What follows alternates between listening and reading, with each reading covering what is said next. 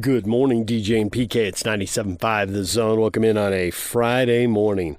The Masters is underway. Justin Rose, what a round. What an incredible round. And Fred Couples, too, for that matter. Putting from off the green and 48 feet and holing out from 100 and whatever yards. And unbelievable that at 65 he broke par at the Masters. Incredible. We'll get to that coming up.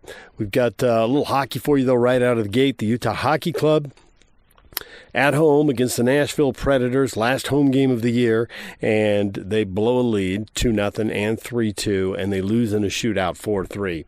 And in a nutshell, this is why they're going to miss the playoffs. They've dropped too many points against teams that are way behind them in the standings, and Nashville came in 20 points behind them in the standings. It wasn't going well for Nashville, and yet they come into Utah and get 2 points. And I get there's probably a letdown when you're eliminated from the playoffs and all that, but where they want to go against the competition they want to beat, they got to do better. Now, it doesn't matter this year because they're already eliminated, but next year, that stuff's going to matter. Let's get to the best of the postgame show with Adrian Denny. DJ and PK, 6 months and 2 days after Utah opened the regular season at Delta Center, they played their regular season home finale on Thursday night. Nashville took it by a count of 4-3 in a shootout. Utah still, though, going to finish with the second best record of an NHL team in their inaugural season since the expansion era started in 1967, second only to the Vegas Golden Knights, who went to the Stanley Cup Final as an expansion team in 2017-2018. It was a contest where Utah would jump up 2-0. Nick Bjugstad from a tough angle early in the second after Utah outshot Nashville 11-5 in the first, but the game stayed scoreless. Kerfoot for Bjugstad below the goal line. Sharp angle shot. He scores! Nick Bjugstad lifts the lid on Delta Center, and it's 1-0. Josh Doan made it 2-0 then with 6:06 left to go in the second as he slammed in a rebound off the rush. 6:15 to go in the second, and Karel Vejmelka continues to put on a show. Doan, far side, shot McBain, off the post, rebound, score! A pinball goal for Josh Doan. The Predators added a late power play goal in the second, then one in the third, and then they took a 3-2 lead before Dylan Guenther came back 2 minutes and 25 seconds later to tie things up. Guenther sneaking his way in. Guenther feeds it across. Tap towards the net. Rebound loose, and they score! The future is now. Keller, Cooley, Guenther combining to tie the game. And there's the birthday boy. We go to overtime where Utah got a late power play, didn't score on it. Their power play was 6 for 10 going into Thursday. Nashville's 8th best penalty kill in the NHL, able to force the game to a shootout where the Predators would win it by a count of 4-3. After the game, Utah Hockey Club presented their season-ending awards. Team MVP, Karel Vejmelka, 3 Stars Award winner, Dylan Guenther, leading scorer, Captain Clayton Keller, Community Obsessed Award, Alexander Kerfoot for all the work that he's done with organizations including female hockey with the Ogden Lady Mustangs, the Utah Olympic Oval Wildcats, the Lady Grizzlies, along with Primary Children's Hospital, Make-A-Wish, Granite Education Foundation, the Utah Hockey Club Learn to Play, and Utah Hockey Club Youth Programs. And then the All-In Award, as selected by the fans, was Barrett Hayton. Let's hear from head coach Andre Cherney after this one. Not the result we wanted. I think we played a good game offensively, and not like our game defensively. I think our commitment defensively was not what it's been for a long time. But Veg was elite, made key save at key moment. Coach, before we go back to the game, the organization had the player awards following this contest. 5 different individuals lauded for their on and off ice performances. What does that mean to be able to recognize those guys, and what impact have those 5 players had on this organization? I like first the way they did it. I think to do it in front of our fans and in that fashion, I think it's great, and I think the love the fans give to the player and everything, I think that was pretty cool. I think it was cool to be part of it. So I'm grateful for that. And what's the second part of it? The players, those 5 players in particular, what impacts have they had on the organization? Oh, like a coach is like a father. You want everybody to be recognized. I like those 5 players been recognized, and they all deserve it, no doubt about it. But there's a lot of guys, unsung hero on our team, who I will have loved to see them been rewarded as well. So I understand we need to put limits, but I think there's a lot of guys who put their heart at the job this year, and they help us to make that year a special year. I know your last home opener was a bit of a sad one. This time, you have the whole crowd going, especially Ryan Smith, who said, the fun is just beginning. Yeah. What does it mean to you for all the fans to come out once again for the final game? Well, I think it's, like I said, it was special for us. It was the first year. There were a lot of emotion. There were a lot of connection with the crowd, and the way they support us. We wanted to play for them and play in front of them, and it's just right now tough to comprehend for the Bears, saying, okay, there's no more this year. It's like we're addicted now. We're look up for the next one, but we'll have to wait a little bit.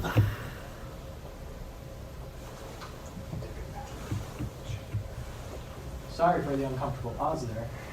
No. You get Dylan Gunther a birthday present? Did the team get him a birthday present? Only 1 point. I would have loved him to have 2 points, but no birthday present from us. So at the conclusion of your first year here in Utah, how do you see Salt Lake City as a potential destination for free agents? What do you hear around the league from others, what their impressions were visiting here? Yeah, I think that everything is positive from the outside, but the best recruiting is coming from what you think. What make the best recruiting? It's your own player.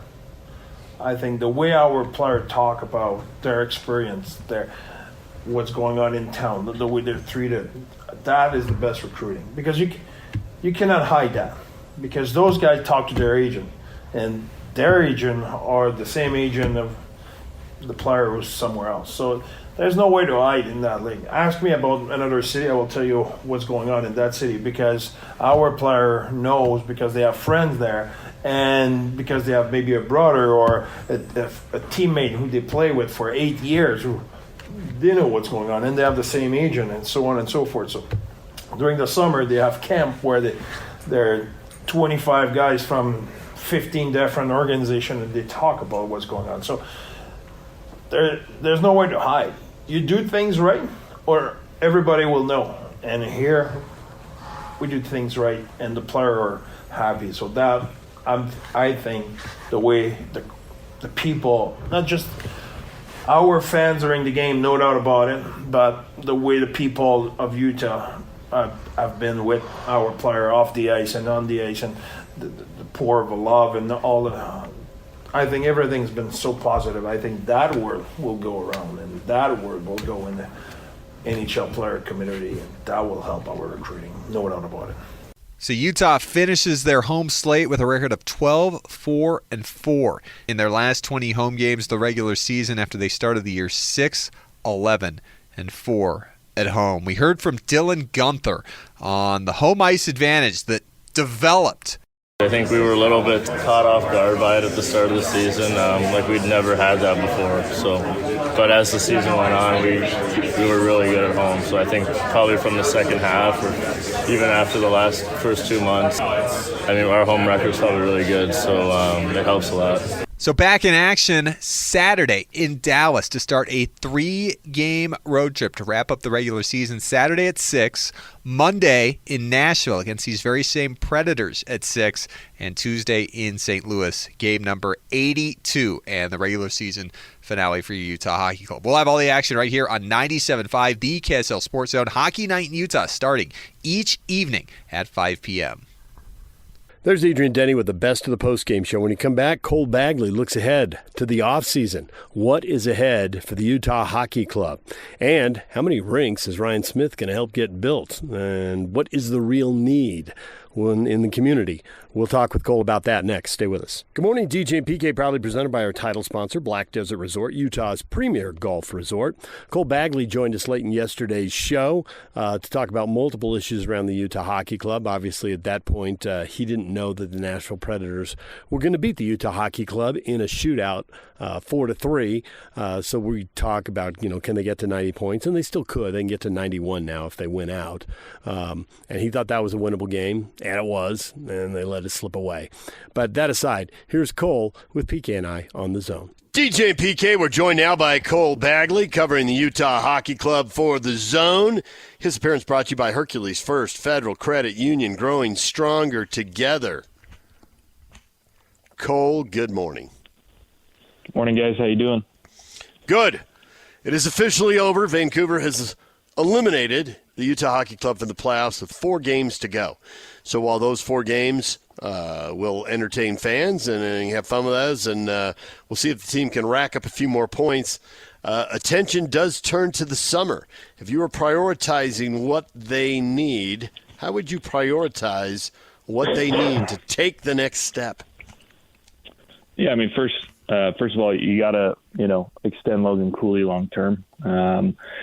He's eligible for that longer extension, similar to what they did with Dylan Guenther, last fall. And so, I think that's going to be the first thing on the to-do list, is to lock him up long term. A lot of teams will kind of do bridge contracts, get guys for 3 or 4 seasons. But, in my mind, and I'm sure in the mind of the front office, they're looking more towards a similar contract with, that they signed Guenther to, which was about 8 years. So that's the first thing they got to do.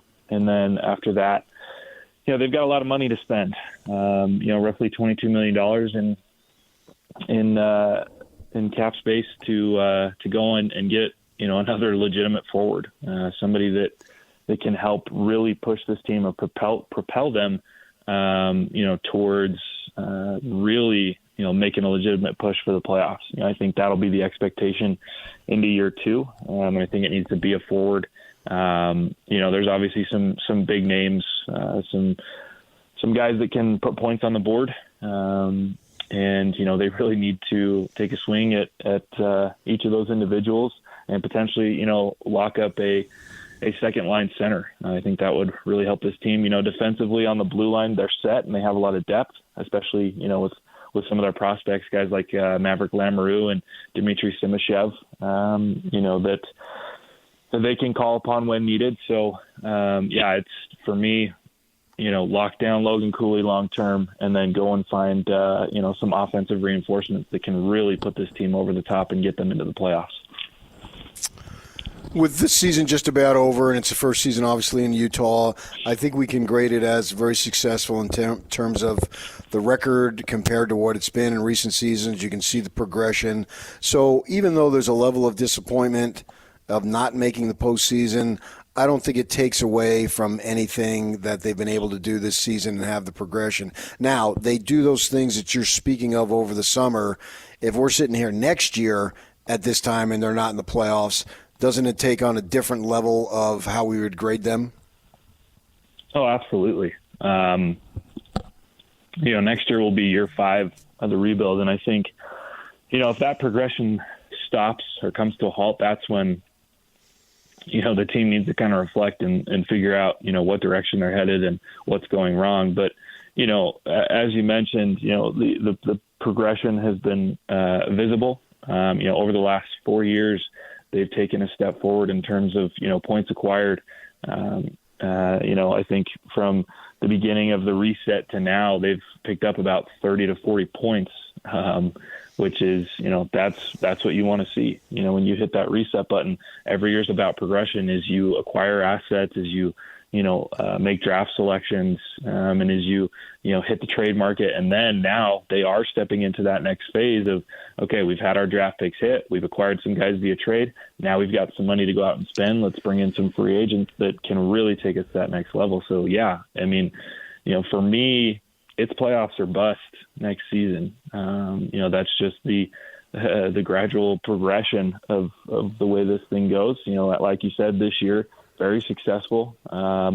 Regardless, despite the fact that they didn't make the playoffs, but it just continues. It's only up from here, and so expectations will rise moving forward. They're on 84 points right now. That's 7 better than last year, which was 7 better than the year before, and 13 for that. This could be their best record, certainly since 2019 and maybe since 2014. They could get to 90 points for the first time in, it seems unbelievable, 2012. So yeah. that's a huge step forward. But I do look at the West, and it's stacked, and I'm wondering about, they seem to get about 10 points better every year. 1 year it's 13 and 1 year it's 7. But they've been averaging about 10 points a year. If they get to 95 next year, the West is good. That's not quite a slam dunk to get in. So to your point, they need the young guys to improve, and they have to make that critical acquisition because otherwise they could fall short of that playoff goal. I mean, the progress has been great, but doesn't the progress get harder the better you get? Yeah. No, you're exactly right. I mean, if you look at the top of the West right now, Winnipeg has 110 points. Dallas is at 106. Colorado's at 100. Vegas is at 103. Those teams aren't going anywhere. Winnipeg has taken a step towards being the top team in the NHL. Dallas is a very good team, and they got better at the trade deadline by adding a multi-all-star in Mikko Rantanen. Colorado has arguably the best player in hockey, Nathan McKinnon, and arguably the best defenseman. And Vegas is a very, very good team with, again, one of the best players in the National Hockey League in Jack Eichel. So, those teams are not going anywhere, which only really leaves, 3 other spots. And unfortunately for Utah, the Central Division is arguably the best division in the NHL. Top to bottom, it's really competitive. And they, currently the 3 teams in the Central Division that have, clinched a playoff spot, they're the 3 of the best teams in the NHL. So, it definitely gets more difficult. But I think, as they move forward, they are also only going to get better. Dylan Guenther and Logan Cooley could potentially be, superstars. Clayton Keller's playing the best hockey of his career. Mikhail Sergachev is playing the best hockey of his career. And the deep pool of prospects that they have coming up are very, very good talent that will fill some of the gaps where Utah is lacking. And then, as I mentioned, the amount of money that they have to spend, they should be able to go and get a guy that, is going to add to that arsenal, a guy that hopefully is producing 50, 60, 70 plus points a season, which, I think would make them that more competitive. I mean, as of right now, if you look at the season as a whole, they're only 3 or 4 games, behind making that wild card spot, and if they had some injuries, go their way, or some of those overtime losses more so go their way, this team would have made it this year. And so, it's competitive, but luckily, those wild card spots are probably going to stay in that same realm of somewhere between 90 and 100 points. And, this team wasn't far away from accomplishing that this year. And I think if they can, make the correct adjustments, they're going to be able to clinch one of those a season from now. What's this auction that they got coming up? The jersey auction? Yeah, what's all that about? Sounds like it'd be something that fans might be interested in. Yeah, so tonight, first of all, they're basically having a big celebration of the fans, just to kind of show their appreciation, for the support that they received this year. There'll be a buy one, get one 50% off on all team store merchandise, limited edition inaugural season commemorative items, free inaugural patches, and then, a bunch of in-arena giveaways. And then, of course, to answer your question, what they're doing is they're holding an online auction involving game-worn autographed jerseys from this season. So the auction will run April 10th through the 15th. 100% of the proceeds will go to the SCG Foundation. I believe the auctions begin at $500 per jersey. And then fans can text UHC jerseys to 76278 to register and receive updates. So just a really cool thing, to raise some money, give it to charity and, give fans the opportunity to own, a inaugural season jersey, which, those things will be changing, once the branding, is figured out. So pretty cool, something that is, very special and unique. Before they put a mammoth on the shirt, right? On the sweater. Yeah, correct. Is there any doubt in your mind that's what's about to happen? Not really. I think, based off the fan reactions, the people that I talked to, some of the surveys, not the team surveys, but some of the surveys that I saw, and I think just the general sense around the name, I think Mammoth was the favorite. I'd be surprised if it didn't receive the most votes, but I think, similar to Yeti, everything that you got to do, you got to clear it through the trademarking office, right? You got to make sure that it's approved and that it's available. Not to say that it's not, but if there's any issues with that, that's where I think the problem would come from. Is more so that trademark office. It seems that everything these days, has a trademark, and you got to figure that out. So I'm going to leave that to the lawyers and the legality side to figure that out. But I do think Mammoth was the favorite. Did you tour the practice facility that they had people go through the other day? Yes, I did. What'd you think? Oh, it's incredible. It's probably going to be one of the biggest practice facilities in the National Hockey League. I asked some of the guys, handful of them, hey, where does this rank amongst the NHL? And most of them said top 5. I think Clayton Keller even said potentially top 3. But it's really cool for several reasons. It's going to be kind of the focal point of hockey, here in the Wasatch Front. And, a lot of people think, the Delta Center is the home of the Utah Hockey Club. No, it's more this practice facility will be the home. This is where guys are going to spend, countless hours preparing themselves, recovering, and helping them, compete to the highest level. Obviously, they play their games at Delta Center, but like I said, there's just way more time spent at the practice facility. And then I think what's awesome to it is the accessibility that fans are going to have to it. They're not only are they going to be able to come and watch these guys practice, but as Ryan Smith said, when the boys are off the ice, the youth, and amateur hockey is going to jump on the ice.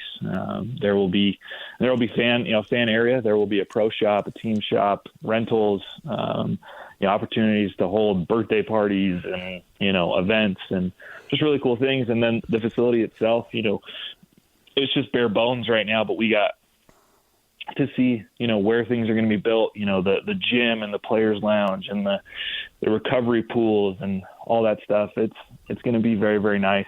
And it's exciting that it'll be done, this fall for, the players. It'll be ready for next season. And then it'll be open to the public, I think by about Christmas time. So going to be just a incredible facility, access to, that will elevate not only the team, but, the progression of hockey here in the state of Utah. That progression, you go back to the early to mid-'90s, there weren't many rinks and they were packed. And there was a building boom around the 2002 Olympics leading up to it. And there were a lot of new facilities, and they quickly filled up.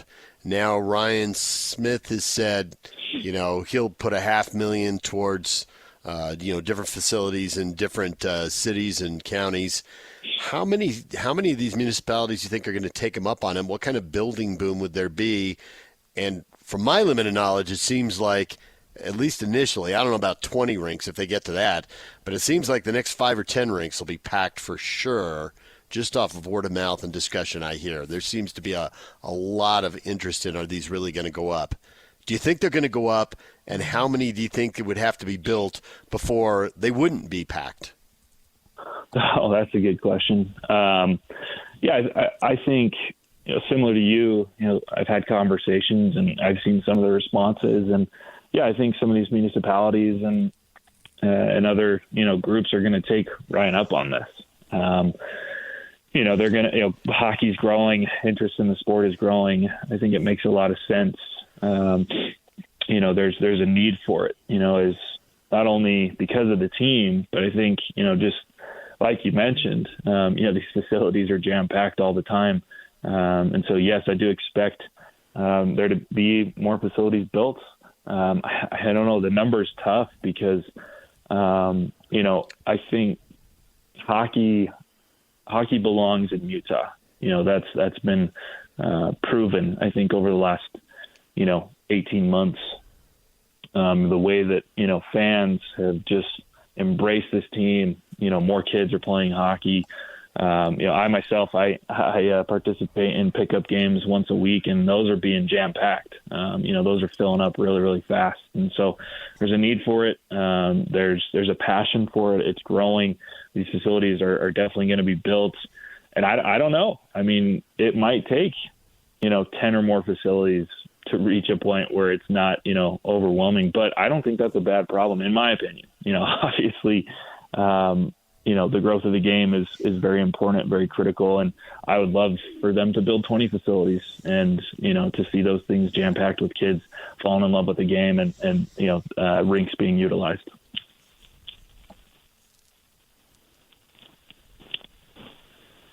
Cole Bagley joined us here on 97.5 The Zone.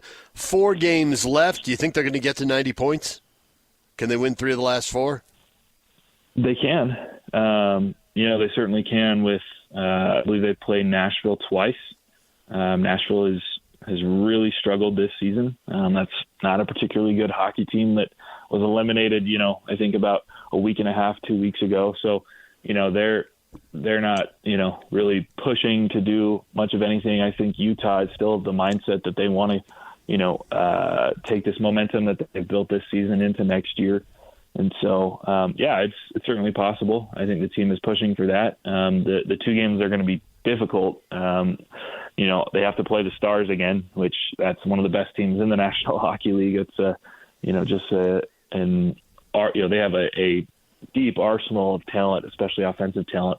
And then they got to play the St. Louis Blues, who are fighting to maintain that top wildcard spot, because I'm sure that they do not want to face the Winnipeg Jets in the first round. I'm sure they would rather that Minnesota or Calgary would play them. So it's going to be tough over the last 4. Is it possible? Yes, and we'll see how they respond. Cole, as always, we appreciate it. Thanks for joining us. Thanks, guys. Appreciate you. There's Cole Bagley on the Utah Hockey Club. A reminder, don't miss your chance to win big every week on The Zone. Next week on Win Ticket Wednesday, you could win tickets to see Cyndi Lauper August 14th at the Utah First Credit Union Amphitheater. Don't miss Cyndi Lauper's Girls Just Want to Have Fun farewell tour. Get tickets now at livenation.com or listen to The Zone all day Wednesday for your chance to win. When we come back, we're talking Masters with Brian Taylor. Stay with us. Good morning, DJ and PK, proudly presented by our title sponsor, Black Desert Resort, Utah's premier golf resort. Well, the Masters is underway. The first round is in the books, and Justin Rose, 7 under. He's got a 3-shot lead. Now, he's led the Masters many times. He's never won it. He's come in second. He's come in tied for second. He's got 1 major championship at the U.S. Open. Can he get a second one here? He's in his mid-40s now. Seems like a long shot, but he's got a chance. He's got the lead. Now, having said that, look who's behind him. Scott Scheffler, 4 under. Ludwig Oberg, 4 under. There's some big names chasing him. We talked about the Masters with Brian Taylor yesterday as things got going. It was, of course, early in the first round, so a lot of the scores that Brian references will have changed. He talks about Tony Finau, and Tony had a little bit of a struggle in his over par. He is 3 over. Tied with John Rahm, actually, at 3 over. They're in a group there. So here is Brian Taylor with PK and I on The Zone. DJ PK, it's 97.5 The Zone. We are joined by Brian Taylor, who is at Augusta National for the Masters, and he calls it work. What an awesome week of work. Brian, good morning. I can't disagree with that, DJ. Thank you very much. I appreciate it. Hope you're feeling better, by the way. I missed our conversation on Tuesday. I'm rallying a little bit, yes. Does it get better the more times you've gone? Because you've been there now, I don't know, 20, 30 times. How many times have you gone to the Masters? 25 years this year, which is super exciting. Does it get better? That's a good question. You know, we were with some guys earlier that were, coming today for the very first time, and they were talking to us and asking us, what should we do? What's a good game plan? What to expect? And just that whole anticipation just brought back a lot of, first time memories kind of thing. And but yeah, it's a different level. Like you see things, you expect things, you understand things a little bit more, but it's still exciting. Perfect conditions out here, everything you would want. It's kind of like that, if Kevin Costner is standing outside the gates of Augusta, like he is looking into the cornfield, wondering what it's like in there. It's heaven. It's pretty much like that. Very nice description. You're a pretty good golfer, Brian. What's your handicap? I'm like a +2 or so. Up 2 handicap. Sorry, not a +2. Okay, so with that in mind, if you were to play where these guys are playing from this course this day, what do you think you would shoot? Right now, if I just went out there and played the best I could possibly play, I would be thrilled to shoot 85. Thrilled. The point I'm making is probably shoot 90. Yeah. The point I'm making is how difficult is this course for, we know how great it is for these guys, but these guys are the elite of the elite. I'm just talking about if you're a +2, you're a solid, excellent golfer. You're like in the 1% of people who touch a golf club. So I'm trying to gauge how difficult this course would be. Yeah, so, here's the thing about it. If you just look at it, you're like, man, this is a really friendly golf course. Big, wide fairways, absolutely perfect conditions, big target greens, all of that. But there's so much more. When you watch, the best players in the world go out there, and, let's just put it this way. It was tough conditions last year. Tony Finau shot 80 in the final round, okay? Like, if Tony and I were to go out to Alpine Country Club and play a round of golf, he would beat me by 10 shots without even thinking about it. And he shot 80.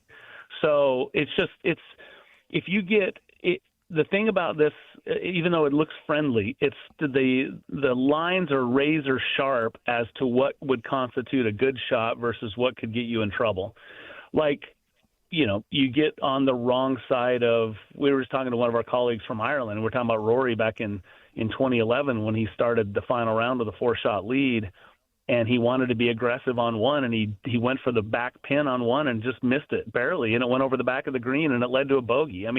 It's just that easy, right? There's just certain things certain places on holes that if you're on the wrong side of the slope or what have you, you really don't have a chance to even two-putt. So these guys have to figure it out. It's something, and I think that's why they like it, because they can go back and watch every single shot from every single round, over the years and see where the guys hit it and see where the mistakes are. And yet they still have to find a way to execute it because of what it means. It means so much. And I think that's harder too. You and I going out here playing on a regular day when it's not, quote, Masters conditions and that kind of thing, it's a different experience, even than playing during the Masters, for sure.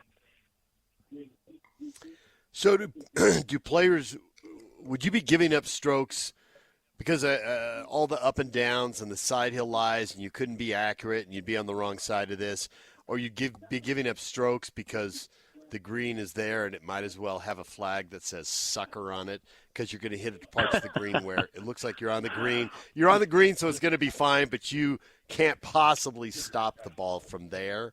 That's it, yeah. Okay. I'm just curious where and how you would give up these 15 strokes around that you wouldn't normally give up.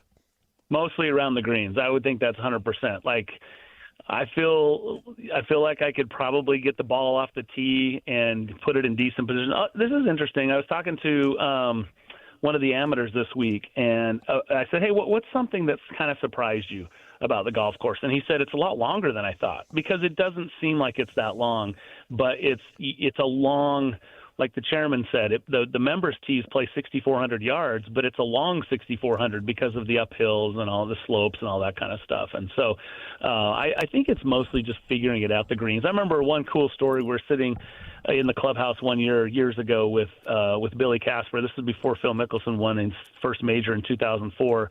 And we were watching it on TV, Bob and Billy and I, and Phil was going, there was a back right pin on 16, and Phil went for it. Similar story to what Rory did on one, and he overshot it and got in that back bunker, and Billy just shook his head. He goes, now he has no chance. He goes, that's the kind of thing that Phil has to learn before he's going to actually win a major. And sure enough, I mean, he tried to hit and he did. He hit a brilliant bunker shot, but he had no chance, and it rolled all the way down to the front, and I think he two-putted it coming back and made bogey, and that's just, it can happen that quick. I mean, you just miss it by a hair, and you're losing the shot, when otherwise, you know, sometimes guys make it look pretty easy. So that shot, they talk a lot about. Look, it's the 20th anniversary of Tiger Woods hitting that chip in on 16 when he was over the green and hit it up on the slope, and then the Nike logo stopped just before it dropped in the hole. Everybody remembers that shot.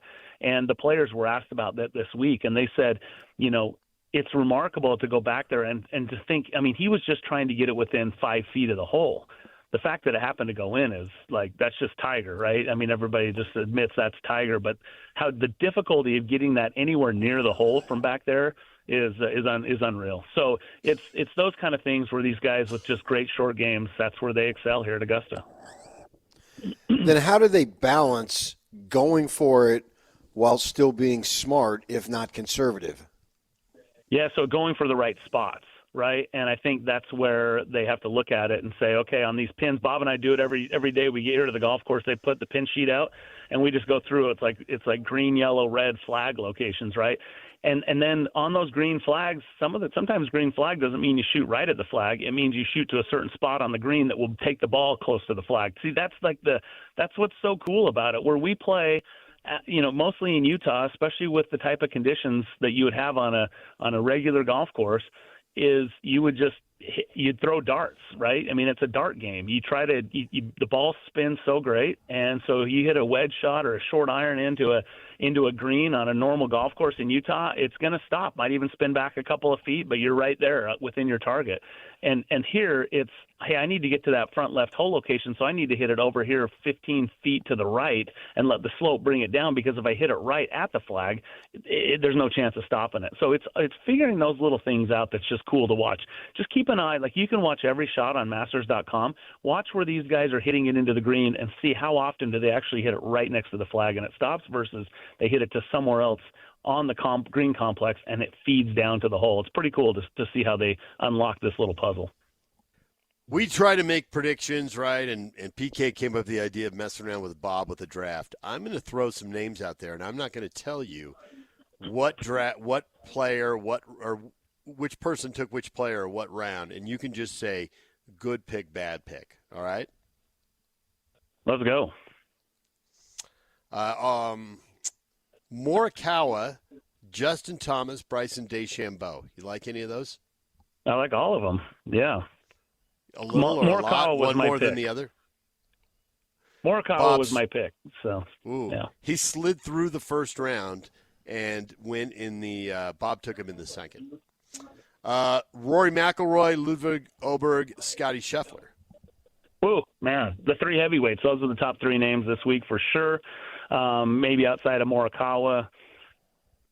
I mean, would it surprise me if Scheffler went on to win this week? No. I mean, the amazing thing about Scheffler is you'd think, well, he's already got two, and he went on this heater. Maybe he's a little bit content, but this injury that he had to his hand sidelined him a little more so his off season was longer than usual, and it feels to me like he's just anxious to get out and play, and probably he hasn't won yet, and he'd won 4 times coming in here last year. So I think he's probably pretty juiced to get that dub, pretty motivated to do another one, and he could become the 4th player to win back-to-back here at Augusta. So it wouldn't surprise me if he gets it done. Rory's got so much pressure on him, but he's playing so well with 2 quality wins coming in this week.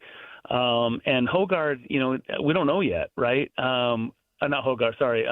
Oberg, we don't know yet because he has that first major championship and he shows out, right? And he finishes runner-up. And Jordan Spieth did that in 2014 and went on to win in 2015. As a first-timer in 2014, he almost wins, same as Oberg. Now here's Oberg 10 years later with an opportunity to do what Spieth did. So we'll see. Was that like an anomaly? It's hard to say. I think Oberg could be one of the next golf superstars. And so I think all three of those are pick 'em, but for different reasons. And if I had to, I'd probably go with the guy that's won one before, because that seems to be an easier task once you've figured it out here. But those are all three good picks. You know how they give you that little fishnet sack of balls to go ahead and warm up with? Yes, the bag of balls, yes. If you run out, can you go get another one? Yes, you can have as many as you would like, yeah.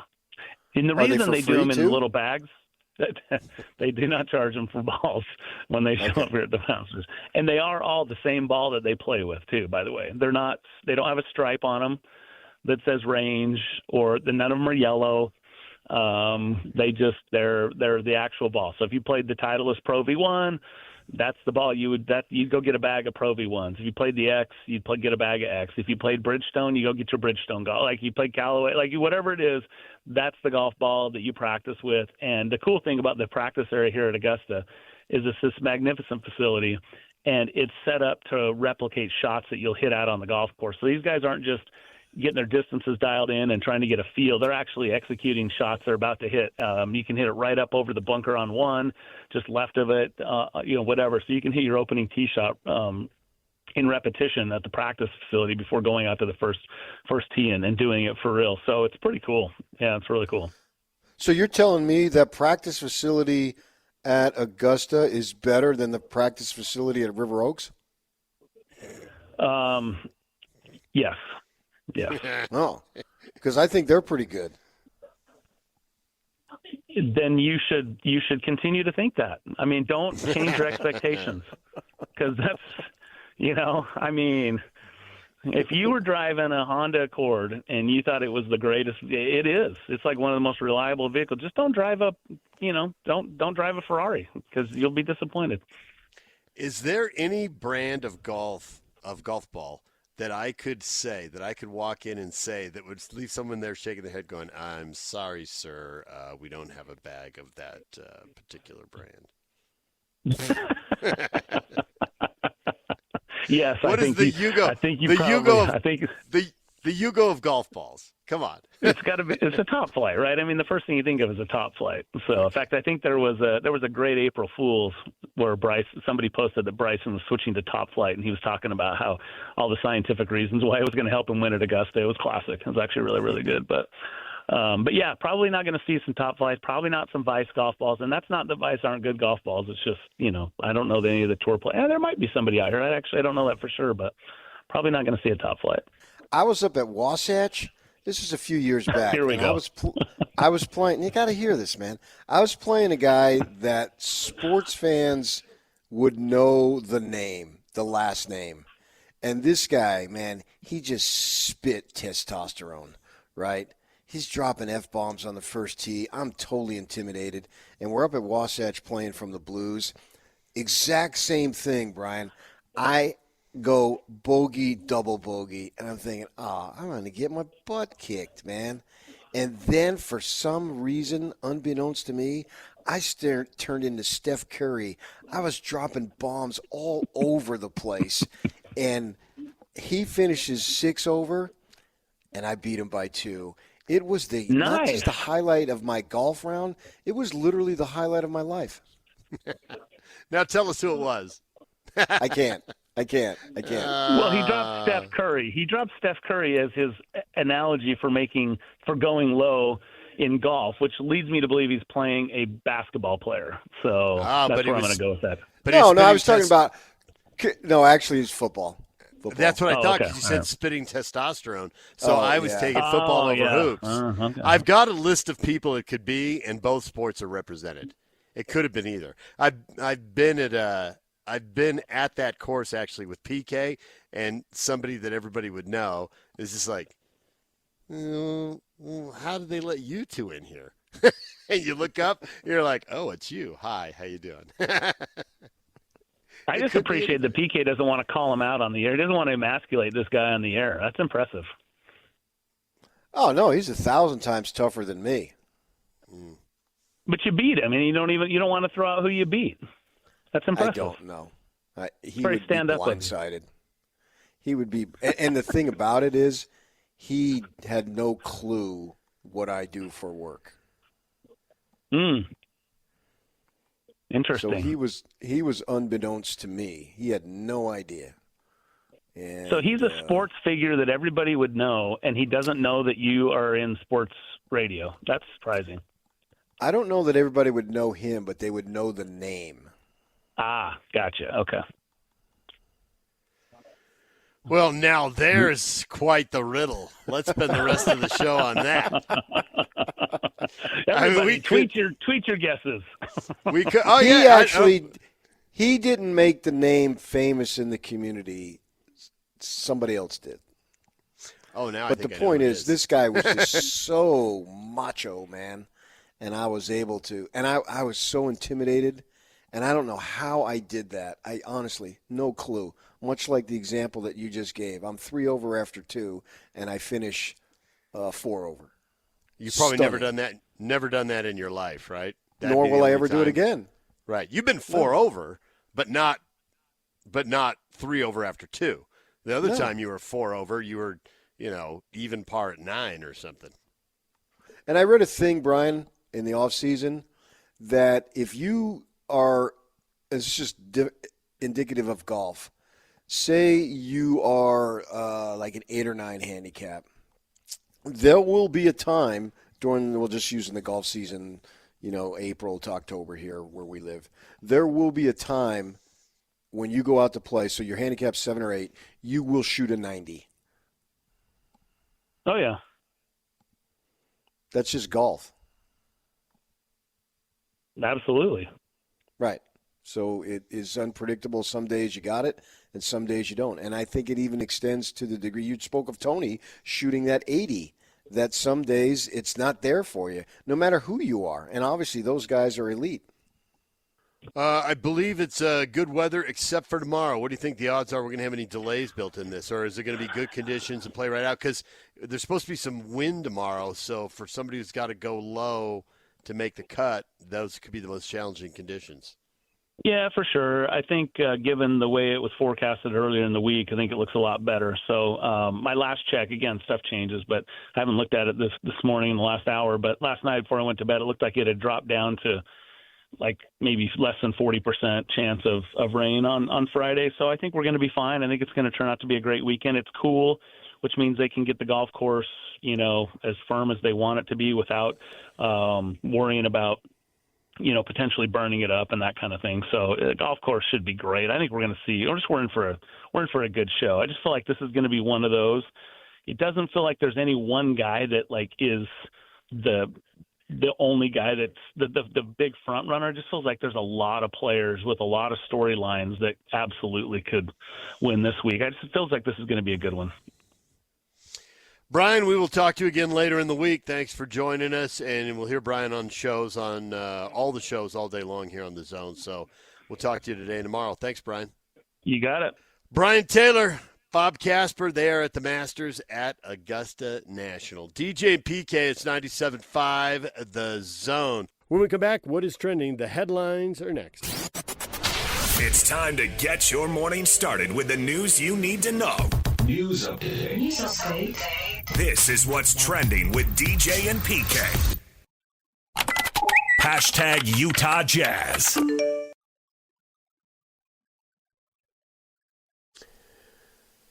It is the final home game of the season for the Utah Jazz tonight. The Oklahoma City Thunder are in town, the best in the West against the worst in the West.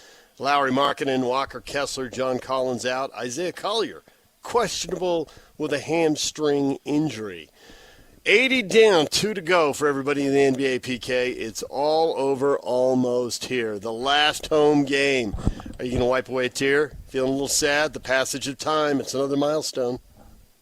Not this particular season, no. I mean, it's been tough. Maybe for Dan Roberts, who this will be the last time he'll say, bring him out there, how about then, Jazz, or whatever.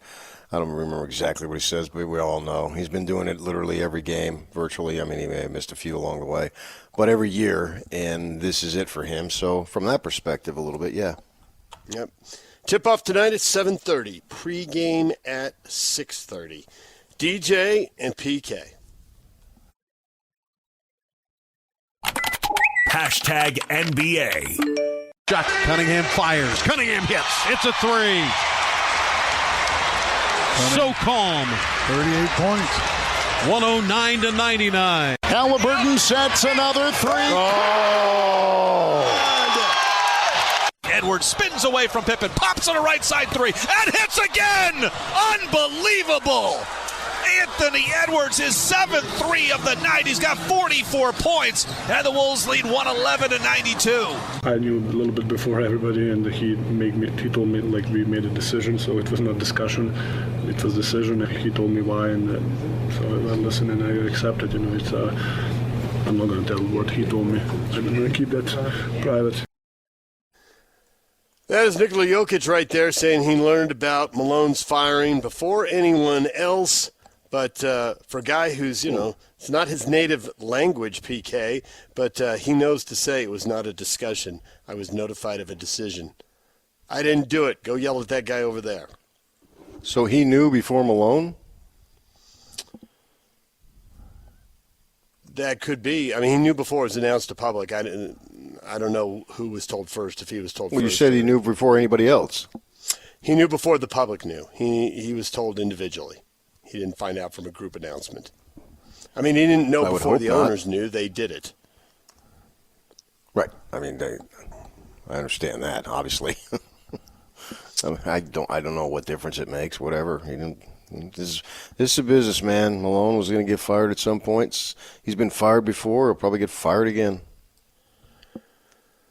Light night in the NBA. The Hawks beat the Nets 133-109. The number 1 overall pick, Zachary Reese-Sachet, dropped 38 points. A year from now, will we be saying the Jazz number 1 overall pick dropped 38 points? I want to say the Jazz number 1 pick helped the team lead to a win, regardless. Yeah. NBA season will end Sunday. When we come back Monday, it'll all be set. We'll have the playoff matchups, the play-in matchups. It'll all be ready to roll. DJ and PK.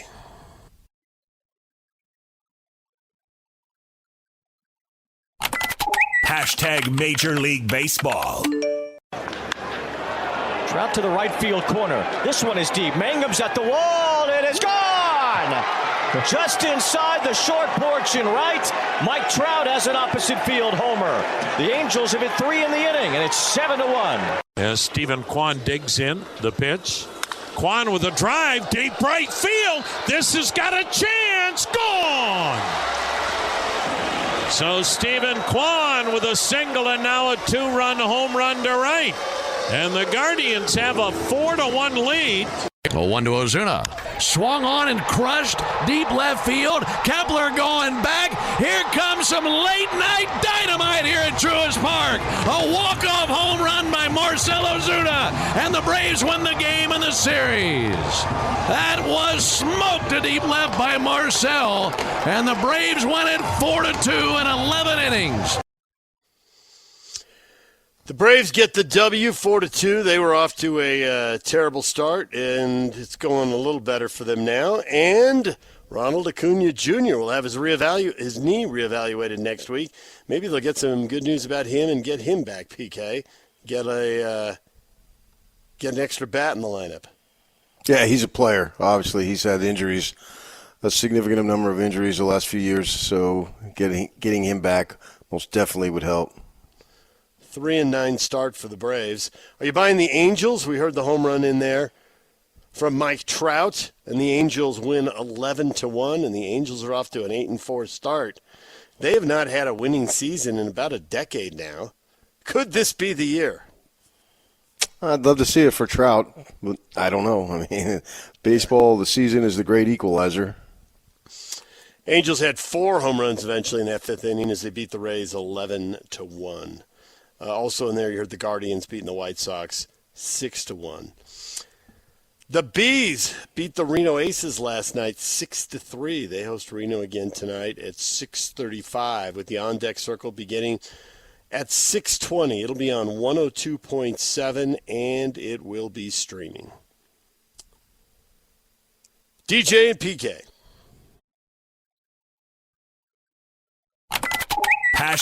#BYU. After much speculation and rumor, BYU has landed former Baylor guard Rob Wright. It was out there yesterday. The official news, I guess, broke late yesterday.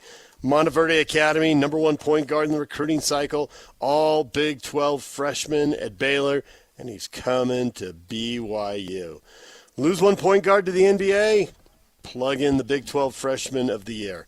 Times have changed, but under the new rules, BYU's setting themselves up pretty well, apparently, here for next season. Yeah, they're not the highest bidder, apparently, but they got a conference member's point guard to come to them, and it didn't seem like when Yegor was talking about it and Kevin Young was sitting to his left, that Young didn't seem all that concerned. So I think he might have known something was up. Hey. Not only that, they lost Dallin Hall and Crawford, so they lost the three that were on their roster. But there was a certain amount of poise there. Made you think the work had been done. I think he probably had a good idea, and BYU wants to tell us about money, and it's not that. But then you got Dan Wolken, USA Today national columnist, never the highest bidder. Come on, man. DJ and PK.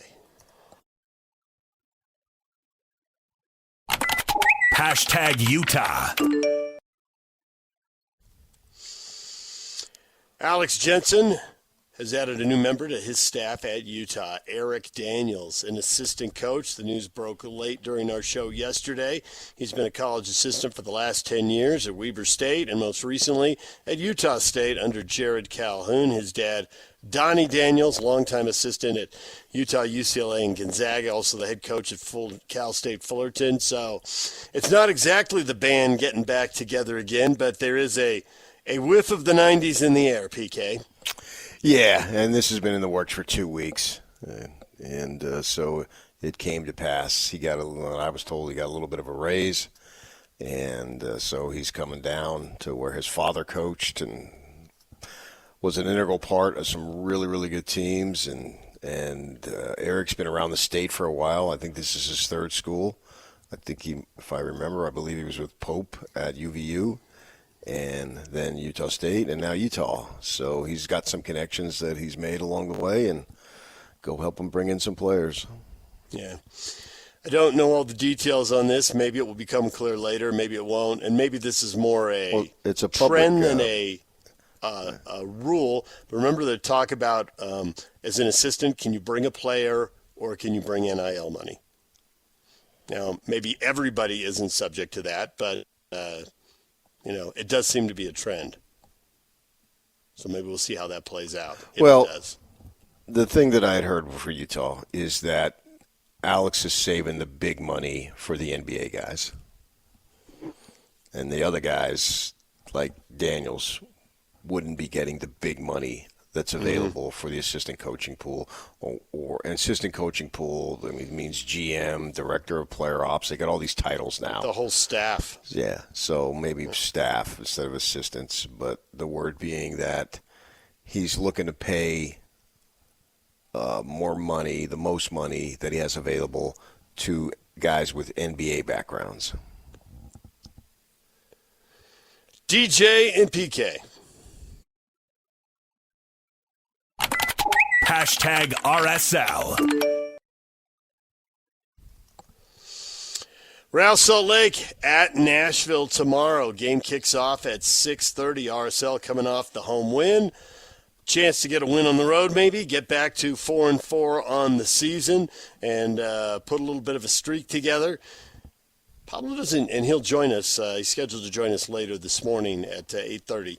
Pablo doesn't usually make a lot of lineup changes coming off a win, and they got a shutout victory. So I would think no obvious health issues out there, I think there's a pretty good chance it'll be the same 11. And if not, it'll be pretty close to the same 11 for the game in Nashville tomorrow. 5:30 pregame show, kickoff at 6:30. Royals, who are also trying to get back to 500, host the Thorns tonight at America First Field in Sandy. That one gets underway at 8, and you'll hear the game on 1280 The Zone. Pregame at 7:30.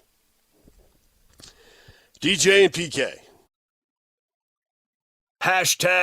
#golf. Birdie putt from 6 feet through his own shadow, should move down toward the pond in front of this green. He starts it left, it breaks right into the center, and that is workmanlike for Justin Rose. He has got a feel for Augusta National, at least on Thursday. He's up to 7 under now, and he leads by 3.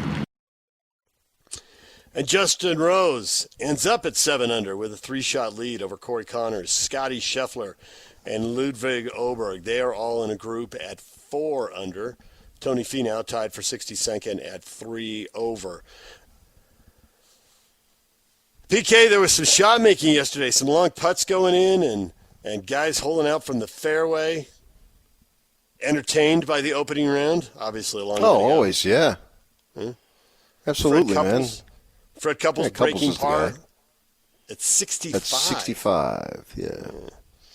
But had to make a putt from 48 feet and had to hole out for eagle from the fairway from 191 yards. He had the magic going, at least for one day. Yeah, we'll see. We'll see what today brings, and still a long, long way to go.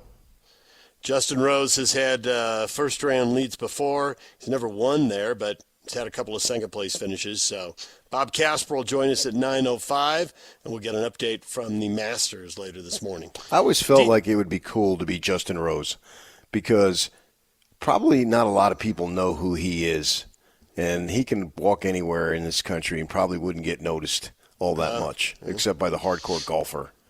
But he's really good, and he's made a great living playing golf. Who wouldn't? I would love that. Yeah. Won a U.S. Open. Right. Had a great career. 44 years old now, I think, so getting near the end of the career, but you're right, it's been an awesome run. DJ and PK. #NHL. Kerfoot for Bukestad, below the goal line, sharp angle shot, he scores! Nick Bukestad lifts the lid on Delta Center, and it's 1-0. Doan, far side, shot McBain, off the post, rebound, score! A pinball goal for Josh Doan, and Utah leads it by 2 here at home. Bunting feeds the middle, off a stick, saved by Vamelka, rebound O'Reilly, he scores! 3 straight for Nashville, and the Preds are in front for the first time tonight. Gunther feeds it across, tap, turns the net, rebound loose, and they score! The future is now! Keller, Cooley, Gunther combining to tie the game. And there's the birthday boy.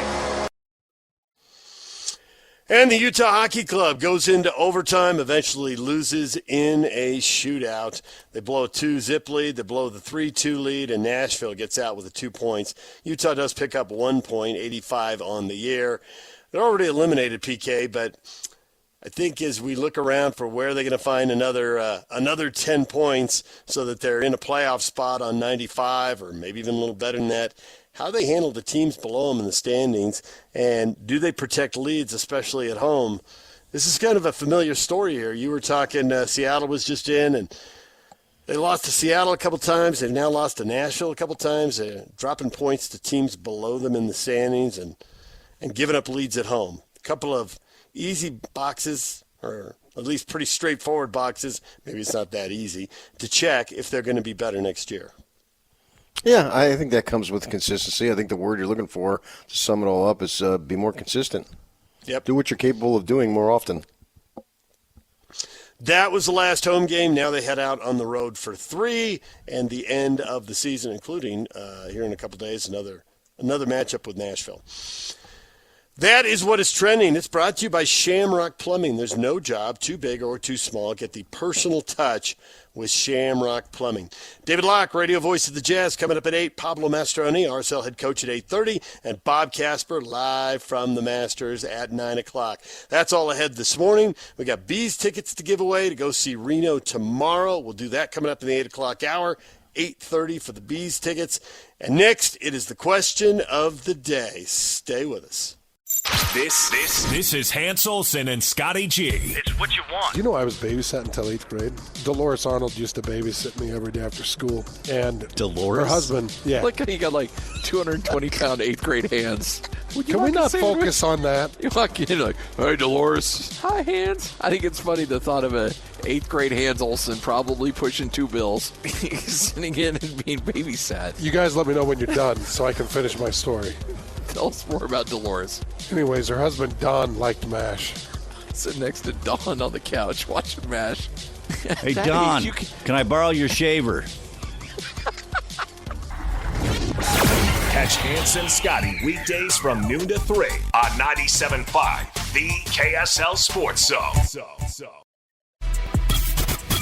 The guys you know and trust, talking about the teams you can't live without. This is DJ and PK on 97.5, the KSL Sports Zone. DJ and PK, it is 97.5 The Zone. It is time for the question of the morning.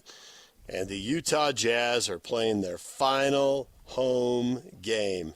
This is it. Game number 41. The season comes to a close here, and then they will regroup and try again next year. So, for the last home game of the season, you interested? You in or you out? And Don says, if you give me some lower bowl seats, I'd go. Yeah.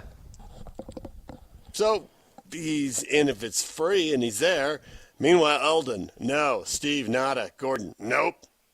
And Jim says, no, I actually turned down tickets to a suite. Yeah, I don't think I'd do that. I would take the tickets to a suite. My immediate response when I saw this from you, PK, was, no, I'm not really interested. But then when you say free suite tickets, like, you're probably hanging out with some people you know, meeting some new people, the game's going on, you see the rookies, the second-year guys, at least most of them. Collier's questionable, so maybe you don't see him. We are getting shout-outs for Filipowski. Steal of the draft, I would go just to watch him. So, some people, and Matt says that. He's all about Flip. A flipper, yeah, obviously, man. You know, he's got length, he's got a shot, has pedigree, played at Duke. They normally don't recruit anything but real big talent, so you got all that going on for you. What does it mean? I think it was a couple of weeks ago, I asked Locke about this, and he knows way more about it than I do. Could you trade Marketing and insert Flipper? I'm not saying he is as good or better, but the thought being you're trying to compile a team, so you need all these pieces of the puzzle. So if you could trade Marketing for a really good player at another position or a couple of quality players, and then you put in Filipowski, what can he do? And Locke kind of shot it down immediately. He wasn't really interested in hearing about it. It's like, well, no, I haven't seen anything like that yet and all that stuff. So now he goes for 30 the other night, and it's against a watered-down Portland team. I understand that, but still, he goes for 30, and he's had some really good games in terms of shooting, some bad games too, but that's to be expected. I get that you're not playing in the NBA Finals and all, but to those guys, it means the world. So they're trying as hard as they can. And who's to say there isn't something there? Right now, it does look like a great pick. I don't think you can argue that. What it means when the team gets good, if he's around and all that, you can't really say. But I do think there's something there. And if somebody wants to go watch him play, I get that. To me, a night out. If somebody gave you free tickets and it's a night out, particularly if you don't go to 10, 15 games out of the year. You know, there's some people, I have a friend who goes to a lot of games, and it's mostly for business reasons, right? The company's got a suite. He goes, they bring clients, and so you're entertaining them, you know, you're in sales and you're schmoozing them while the game is being played. So that might not be a big deal for somebody like that. And there's plenty of people that is the situation. They go under those circumstances. But for Joe Blow and his wife, who don't have a lot of money and can't go to all these games, maybe that's something that they could do. Why wouldn't you want to do that and get out? And if you look at it from that perspective, it could just be a fun night. But if you want to go and see somebody in specific, even better. Yeah. As somebody who grew up rooting for bad teams and went to like 10 Padre games a year roughly, it was always exciting, even if it wasn't a great pitching matchup, because you got to go. And so I was pumped. So I think you're right. If you go and you don't get to go very often, or if you get to go with somebody you're friends with who doesn't get to go very often, then it's a treat no matter what. It's still the event. It's a show. Go see the show. Yeah. And maybe you could get in on the whole thing like, hey, I was there. I saw these kids when they were rookies. Yeah. I mean, how about the statues? Did you see them? Did you go then? I mean, the Jazz, I assume, are more popular now than they were then, but they still, you know, they had been in the city for, 5 or 6 years or something along those lines by the time Stockton came along. They'd been a playoff team. And, right. Did you see something there? Did you think that, hey, wow, man, this kid, who's this little white dude out of Gonzaga? I didn't know much about him, didn't play in the NCAA tournament, but boy, I could tell. And I had no idea. He's shocked. I'm still shocked. He grew up, so to speak, to be one of the greatest of all time. Blah blah blah. Did you notice that? And so, or maybe you're just a hardcore fan, man. And it sucks that they're losing, but I'm a hardcore fan. And I love the brand, and I'm going to root for the brand no matter if they're 66 and 16 or whatever they are, 17 now, or it's reversed. I'm in, and I believe that there's going to be better times. And this is one of the growing times of growing pains. We've been here before and gotten out of it. It's not like, and I realize this cast of characters is new now in terms of ownership and management, but still, this has happened. We've gotten out. It's just a question of how long it will last, and the good times will come. And if you go through struggles and you get good times, somehow that tastes even more sweet, or sweeter, I should say, because you went through the process. So there's all sorts of factors that go into it, man. Well, we definitely see those takes from people on the Jazz topics that we get over the last few weeks and months. As you know, since it was clear before the All-Star break, but it's been really bleak since the All-Star break. But nonetheless, those people you talk about are there, the people who want the night out and who root for the brand no matter what. And I think there is also a big chunk of people listening to us who want to fast forward to May 12th and find out, are you picking 1, 2, 3, 4, 5, whatever it's going to be. Find that out and then start figuring out, okay, if it's the fourth pick, rank your top 4. If it's the first pick, well, then you just celebrate Cooper Flag and you're waiting for the draft and maybe to find out what they do with their other picks. Yeah, I think May 12th is the most important date of the season. The extension of the season. Find out where you're picking and zero in on who you might get. I mean, the NBA season is still in full throttle on May 12th. You're not participating, but the heart of the playoffs is, you're probably at that point well into the second round. So NBA basketball is still on sports fans' minds, maybe more so than ever, because the regular season sort of drags on and the playoffs are where it's at. So with all that in mind, yeah, that day is crucial to the fate of the future of the franchise. I don't see how you can argue that. That becomes the day. It's like, did you pass the bar? Did you get the job? Whatever it might be. Do you get, if you want to go gruesome, did you get the diagnosis from the doctor on something extremely serious? Whatever it might be. Yeah, well, that's real life. I know you like to just have happy talk, but that's real life. And all this is the fate of the franchise. I can't say it'll be decided, but it could go a long way to determine the future success and the timeline of the future success. We'll have a better idea of what we can look forward to, I think, depending on how it shakes out. Well, obviously number one, and pick. You know who you're going. You know who you're going, and I think you're going 2 or 3. You probably have a really good idea. I was going to say it's 100% if they get the number 1 pick, and it's probably 99%.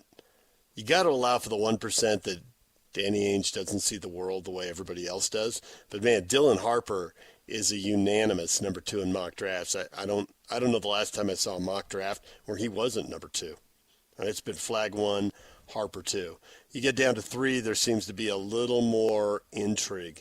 Some people still think it's Harper's Rutgers teammate Ace Bailey, but other people have been really impressed with VJ Edgecombe. So who knows how the Jazz see that. So depending on what number, the Jazz pop up at, maybe we'll have a discussion, debate, intrigue, speculation, or maybe it'll just be write it in ink and let's move on to the next thing. Yeah, he saw Jason Tatum in a manner that people didn't see, and he was right. Mm-hmm. And indisputable that he was absolutely right, 100%. So we got to wait to get there. What's that? What's today? The 11th? We got a month and a day for that to have happen. They get the number 1. I think that Cooper Flagg is a franchise changer. I really believe that. I'm not saying he'll just change the franchise overnight because I don't know that happens. That seems impossible to have happen that quick. But Cooper Flagg will, if they get the number 1 pick, and you can argue even the 2nd or 3rd pick, whoever that player is will be with the Jazz for the maximum allowable years before he hits free agency and can go wherever he wants. And that's upward of almost a decade.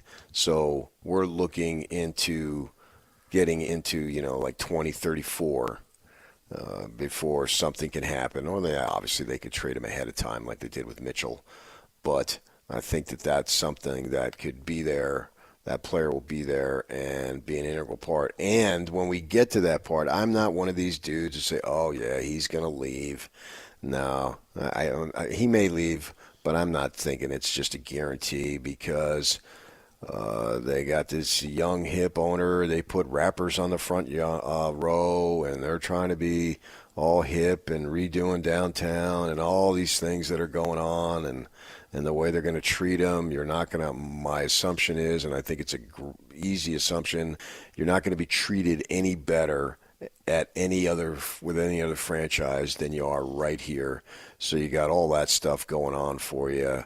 So I'm not going to say that, forget that, whoever comes in is out the door the first chance he gets down the line. I don't buy that at all.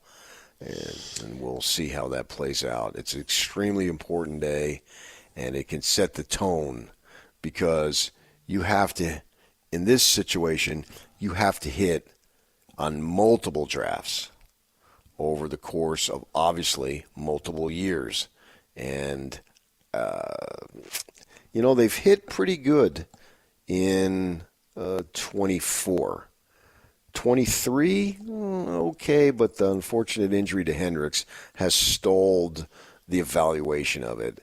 And this past year's draft, the lack of progression by Cody Williams, to an extent, mars the development of Filipowski and Collier.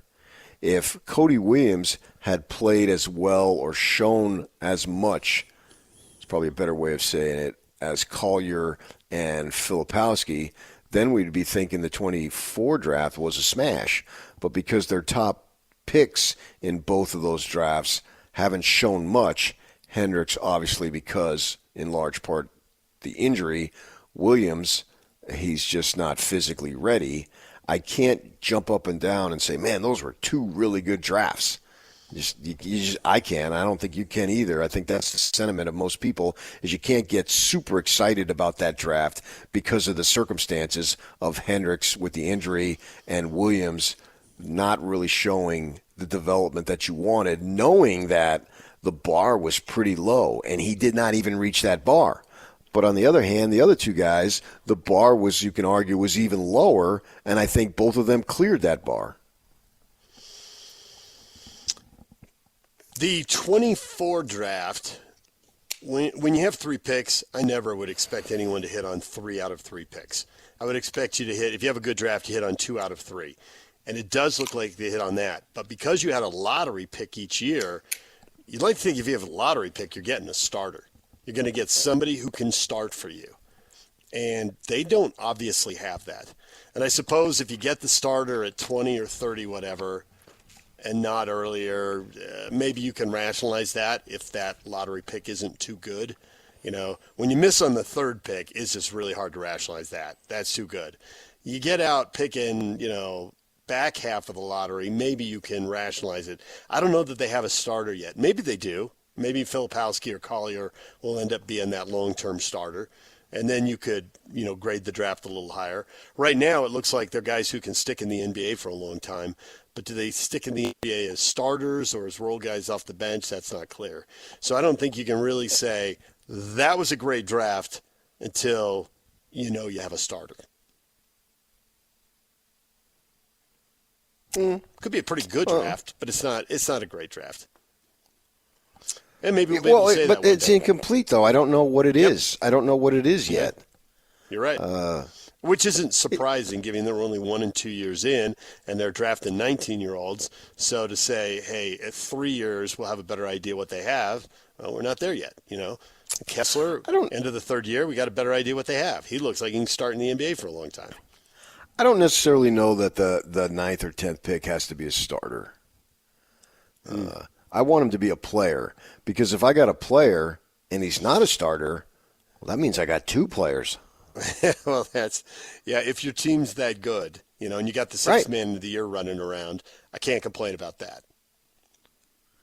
Right, exactly. So, yeah, Jordan Clarkson was a good trade, but he's never really been a starter, and he's playing out the string on a bad team. But when the team was good, and the team was good when he got 6th man of the year, and that was something, and those were great times, relatively speaking, compared to now. I mean, you had and Joe was, they don't give out a 7th man, but they were neck and neck for that. So, I get your point. I would just alter it just a slight bit to have, if a guy's playing 25 to 30 minutes on a good team, that's good enough for starter me. Minutes.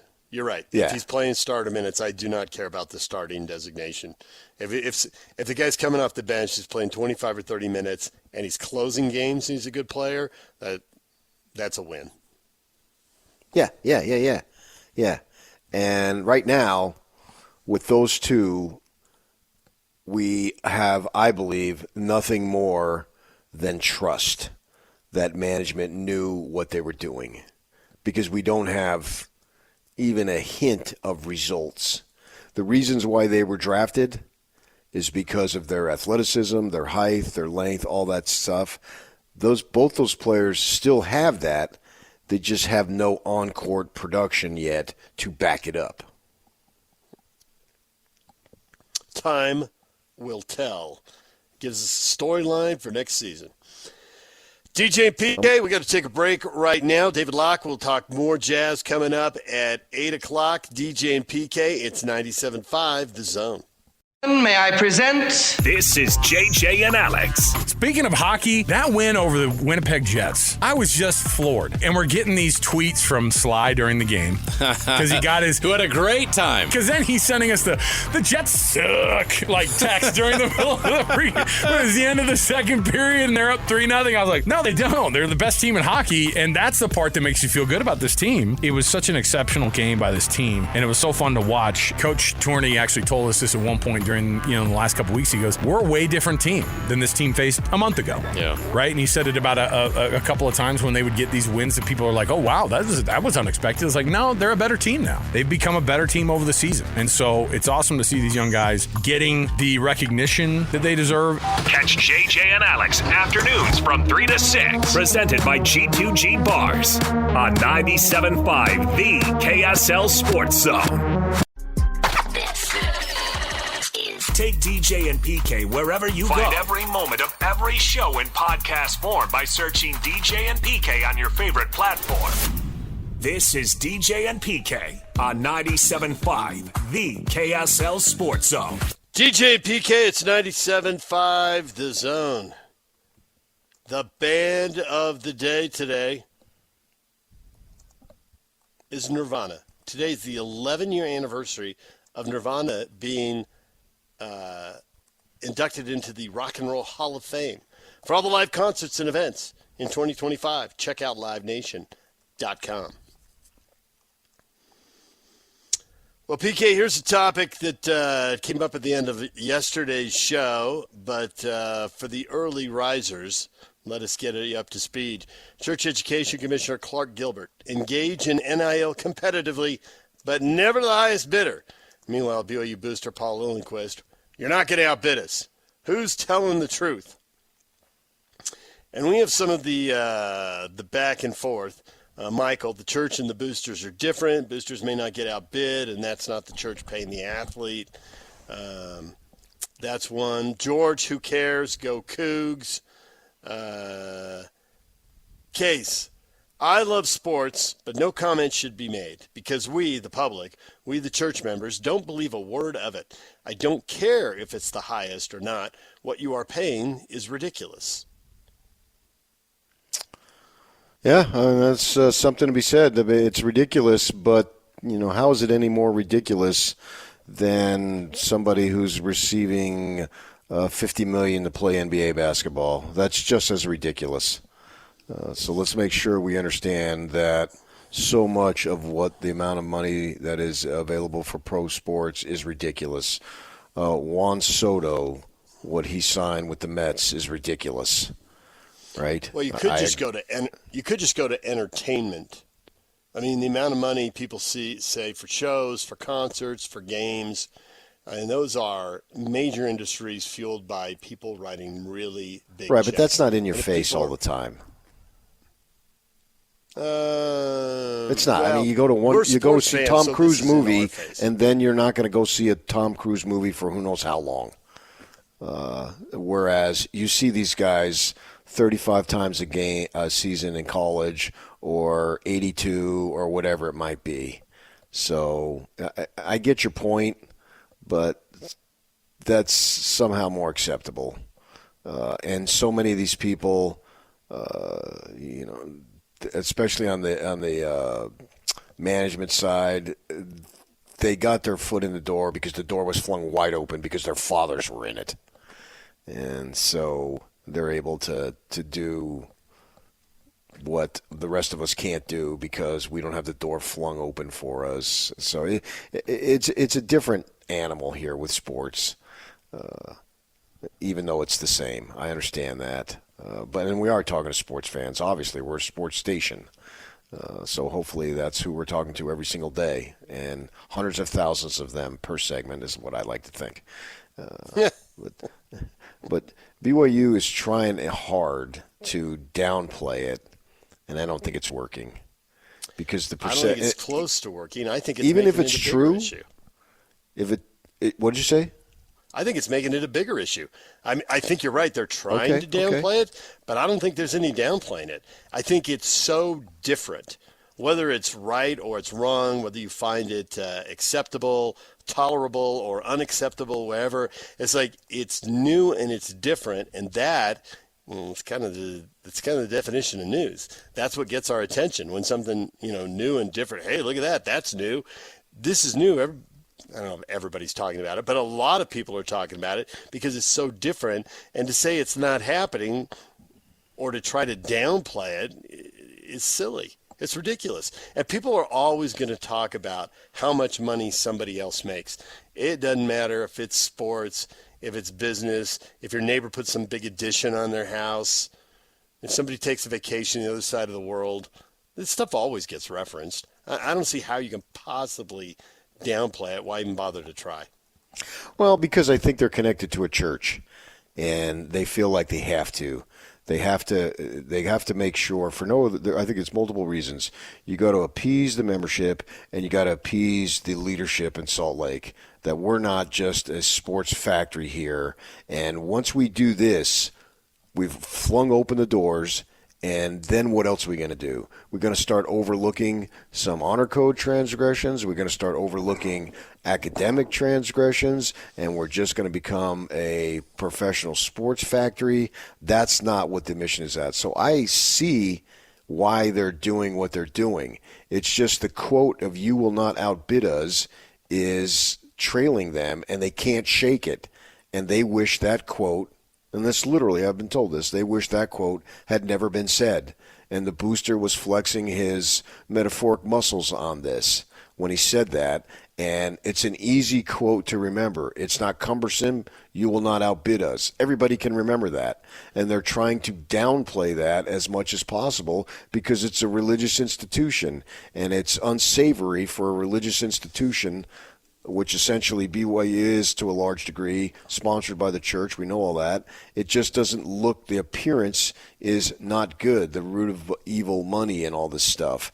And I agree with them. I mean, we understand that the collective does what it does, and it's not coming from BYU. It's not coming from tithing, but nobody really cares about that. The money that the player gets is attracted to the school. That's not unique, attached to the school, I should say. That's not unique to BYU. That's across the board. So they're trying to downplay all that because they're a church-sponsored institution. It's just that quote, "if you will not outbid us," resonates, and people don't forget that, and they're trying to act like that didn't happen. And Kevin Young does have an outstanding culture and a great program that he's built in a short time, so it is not exclusively for money that kids are coming. They're coming for other reasons, and a large part is to be part of Kevin Young's program. So BYU is right when they say that. I get all that, but even if we didn't have that quote, we would understand the truth of that quote because the Big 12 Freshman of the Year is coming, because the presumptive number one pick in the draft is coming, because a guy just came from halfway around the world who they normally wouldn't have gotten, and another potential lottery pick didn't turn out that way because they didn't play that well, and they're, things sometimes break against you. But they had two super high-profile guys last year. So even if the booster never said you're not going to outbid us, those four players, two in each year, tell us they're not getting outbid. They're not. They got the guys. And you're right. This is the ecosystem they're playing in, so it's happening. Now, to your point, the quote is out there, and it is memorable, and it is very simple and to the point. So it summarizes everything we're seeing in an instant, and people can hold on to it. So I get the quote does have some life of its own, but we can see what's happening because it's happening over and over and over. But they didn't get in the Big 12 to get beat like a drum. So I don't know what – once you decide to go into the Big 12, you got to play by the rules in the Big 12. Yeah, you're right. Yeah, you're right. All right, DJ and PK, it's 97.5 The Zone. When we come back, David Locke joins us. The final home game of the year. We can do a little looking back at the year and a little looking ahead to what he thinks is next. Stay with us. DJ and PK, it's 97.5 The Zone. One of the coolest stations in the world. Utah's highest rated, most listened to sports radio show for over 20 years. Everyone's listening. This is DJ and PK on 97.5, the KSL Sports Zone.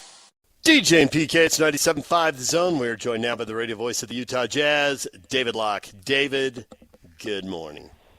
A Friday with DJ and PK for the last time in the regular season, but not the last time ever, at least that I'm aware of.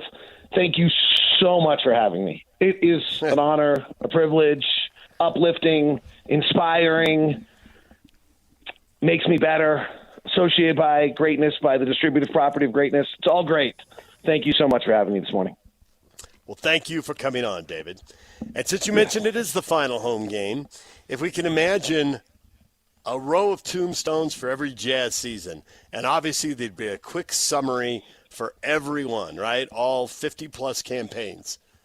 What would you put on the tombstone for this year to summarize it very quickly? And do you think this would be like the drunk uncle in the family, and you just give him a little tiny tombstone in the back corner, trying to pretend that he didn't exist?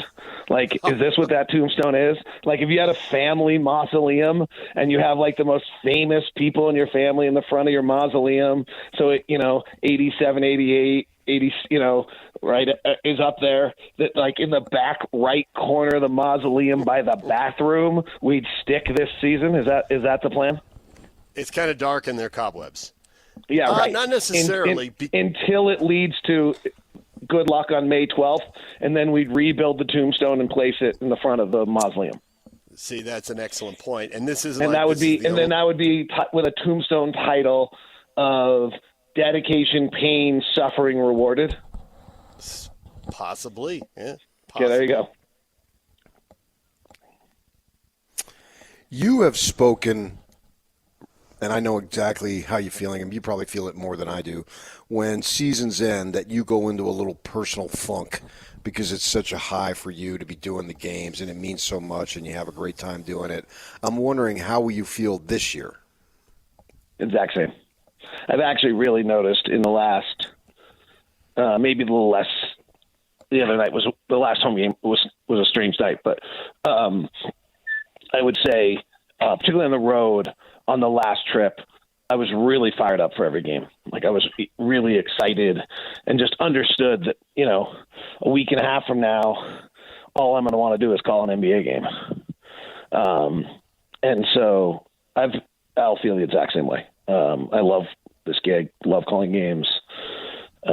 Really fortunate to work with the people I work with and get to see Thurl and Craig and Ron all the time. Those are the people, and Lauren everybody knows, but behind the scenes there's a bunch of people, and Jeremy and Joe and Spence and Travis and the crew that are just part of the group that you enjoy. And it also is like, frankly, I don't want to get too like Isaiah Wright, who does the strength and conditioning, and I had just an incredibly awesome conversation the other day in the weight room, and seeing, I see Denzel there all the time, or, I see some of our other guys there all the time, and you just they're part of a group and you're a part of something, right? And maybe just on the human condition that you want to be a part of something, and you feel like you're a part of something, whether it's, I remember very vividly, I think it was January 2nd, we got on a bus in the middle of the day out of New York to go to Miami, and it just kind of felt really weird. Like, New York was quiet on the day after, maybe it was, after New Year's or New Year's Day, and you're I remember very philosophically thinking, like, what are we doing? Like, what is going on? Why are we doing this? But it's because you were a part of something. And so it's just very empty when the season ends, regardless if it's 16 or 17 wins. Do you think you're going to dope out the top of the draft like you normally do, or do you think the Jazz end up with pick 1 or 2 where it's pretty much a foregone conclusion, and you start obsessing on the Jazz next pick, wherever Minnesota ends up, somewhere between, I suppose, 14 and 24? Yeah, I think Minnesota made the playoffs last night. Their last 2 games, I think, are Brooklyn and Utah, so they've guaranteed themselves a 6th spot, if you kind of do the math on this thing. Yeah. Or at least a 6th spot. They made the playoffs last night. That was a huge win by them after a disastrous loss against Milwaukee. But I would say, no, I'll dig into the draft. I mean, 1, I love it, and 2, I do think it's really good preparation for. Well, actually, it turned out to be really good preparation for this season, with kind of the unique lineups we've seen. Because, I actually knew who Ryan Rupert was the other night and had heard of him before. We've seen some players, right? That if that are pretty deep into the depths of the 450 NBA players in a season. And so I think being able to the prepping for the draft is really just prepping for the season the next year. A couple weeks ago, last time you were on, I asked you about Filipowski, and I took the answer that I said that you could possibly maybe trade Markkanen, and you wouldn't get as say Filipowski is as good as Markkanen, but maybe the trade can help you in some other areas, and then you can plug him in. So he's not matching talent for talent, but the talent you get back can help make your team better. And you downplayed, at least the way I took it, what Filipowski has been doing. And then he goes for 30 the other night, and I realized the shot was falling, but he had 18 boards, and I know it was against a watered-down Portland team. But is there anything there that you can see something with this kid as far as being a decent rotation player on a decent to good team? So I think you've addressed a bunch of things here that are important. So not everyone can go get 30 and 18 in any NBA game against anyone, right? That's special. That's great. Like, it was awesome. It was against Donovan Clingan, who's a 7th pick who looked awful, and Jabari Walker. And we can't forget that, because you might say, oh, well, you're being a downer. Okay, but then I'm also not freaking out about the fact that against Indiana, he had to get pulled off the floor because he couldn't handle Miles Turner. Yeah. Which was 4 nights earlier, right? And I'm not freaking out about the fact that against Houston, he couldn't really handle Alfred Sengun. So, let's just make sure, yes, 30 and 18 was awesome. First Jazz rookie to do it. Awesome. But contextually, let's understand it. The same way that we contextually gave him, hopefully, you give him a pass on the 2 nights on that road trip where Will literally had to pull him and play, I don't even know who, right? Or didn't have to pull him, but pulled him because it just wasn't working. I do think that Kyle has some pretty special stuff. His vision's incredible. His handle's incredible for 7 feet tall. Now you gotta be a little careful with that. It's an old Julius Randle quote that a scout gave me. I remember I was talking about, I think it was Randle, and I was like, oh my gosh, his handle's amazing. His vision, his ball hand, he's like, yeah, that's great. Except for the fact, if he's the guy doing it for you, that's a problem. Which was an interesting way, right? So to some extent, the skills you want out of your 7-footer, it's neat he can do other stuff, but let's just make sure that's not your player doing that. You really need your point guard or your guards to do most of these. I do think his handoff game is going to be really potent because he can dribble, because he can pass on the move. Will's going to play a handoff game with him where people are switching like he did on the final play for the dunk. He's going to be able to do a lot of really incredible things out of the handoff game in his offensive game as a player. Let's see what happens with his shooting. He made 2 of 5 the other day. He had missed 14 straight before. My favorite part of the night from him the other night was that he had missed 14 straight, and he pulled effortlessly and confidently on the first 2, and he missed them both and then pulled again on the third one. I thought that's probably more than the 30 and 18. To me, that was the most important part of the night, was that he showed that type of guts and willingness to play through it, and wasn't sheepish about missing shots. So he's very skilled. I think he's the steal of the draft at 32. I think he's the best offensive player, has had the best offensive season of any player in this draft. I don't know yet whether I think he's a rotation player on a good NBA team yet, because defensively it's not great. I get that it's not great defensively, but aren't there a lot of people who are rotation players where it's not great and they're out there because of their offensive game? Yeah, but you got to make sure you're not the pigeon. Do you get that phrase? I do. Okay. I do. Yeah, if you're the pigeon, it's a problem. Especially in the playoffs, they'll just pick on you and pick on you and pick on you and either destroy you or play you off the court, either way. Right. Will already had a great some stops. Will already had a great comment the other day. I can't remember exactly how he said it, but it was basically we're good to Ben Anderson asked him, do you try to work on a player's strengths or do you work on a player's weaknesses? And Will's comment was, you probably work on a player's strengths unless their weakness disrupts the game. So offensively, if you really can't shoot, we're swinging it around you, you're wide open, you're not willing to pull the trigger, okay, we got a problem because that's record-scratching the entire game and making it so that we can't play offense. And defensively, if you're so bad that literally we can't play help defense and we can't rotate and we can't do things because they're just calling you up every single time and going at you, and then we're not even in a defensive scheme, we're just literally protecting you every play, then that's too detrimental. We got to work on your weaknesses.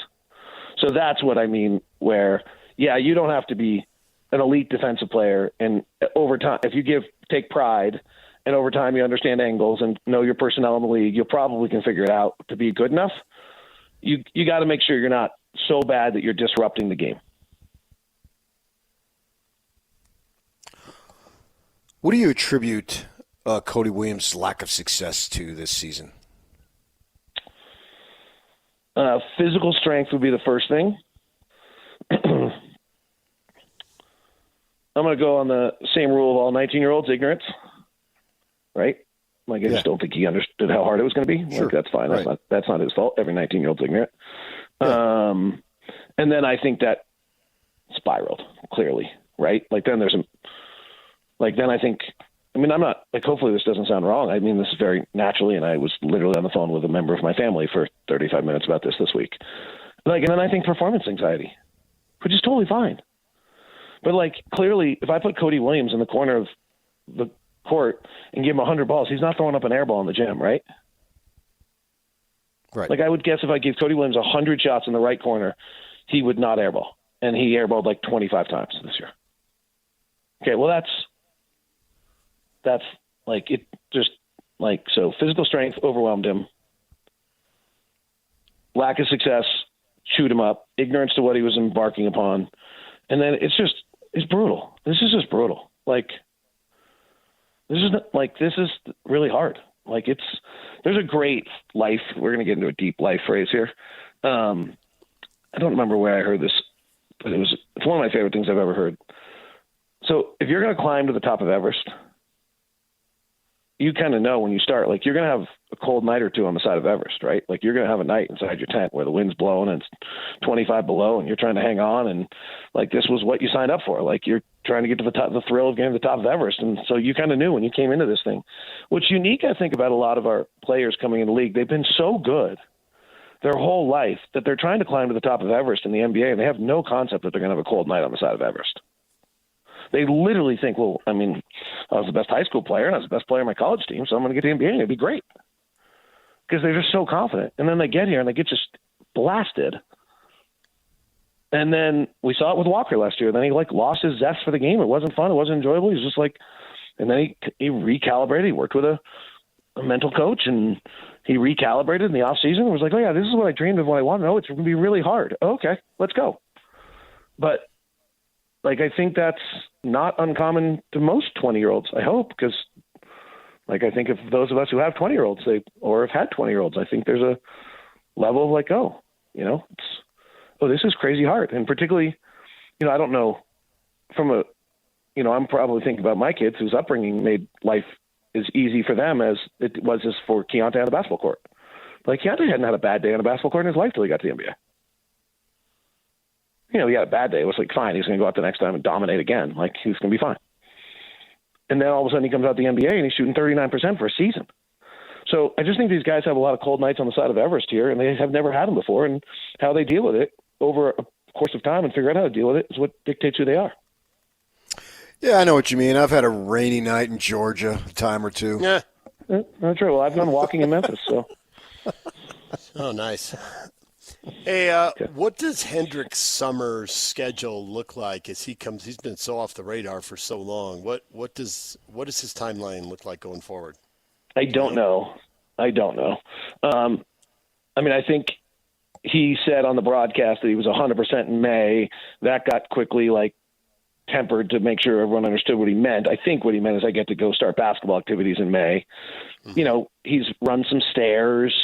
He's doing various things to try to isolate strength in legs. It's clear when I'm watching him work out that they're trying to get it so that you're not just using the non-injured leg, right? Like, if he does a 2-foot jump right now, I'm sure he's using 90% on the leg that's been healthy. So they're clearly doing a lot of things to try to make him try to isolate that leg. I can just watch enough to know that. That's all. That's the extent of my knowledge, but that's pretty basic. So I'm sure that, he gets to, but there's also no need for him to play summer league, other than fans' enjoyment. So that's, but that you can't make that decision. There's enough run up of pretty good runs between NBA players now post Labor Day that I think you could probably, if you can get him to be semi-basketball ready in September, he can have a month and a half of run with NBA players prior to training camp opening, or a month, right? And so you probably are going to go through the natural progression that they go through, which is you start with kind of slight contact, then you play some 1-on-1, then you play some 2-on-2, then you play 3-on-3. And to some extent, you're just adding the amount of limbs that could possibly bump into you along the way. And you're being really cautious about it. And eventually you play 4-on-4, and then eventually you get into the run. I don't know their plans. Part of me never has thought he'd be ready for a regular season game to start the year next year, that would still be, even if he is, you're not going back-to-backs and doing some things like that. It was pretty gruesome. But I don't have any medical background to, maybe once the bone heals, it's just that easy. I don't know. How does the summer league work in terms of, does the team essentially order you to play? No. Think it would be a really good idea and worth your time.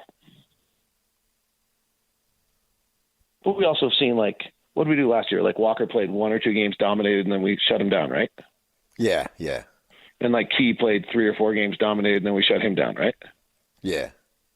So I think there's a little bit of that. Hey, could you come out, be the veteran presence, go through the practices, reconnect with the guys, spend some time with our coaches, work on some skills, play 2 or 3 games. If we feel good about where you are and you feel good about where you are, let's wrap it up. For Cody, I think summer league's really important.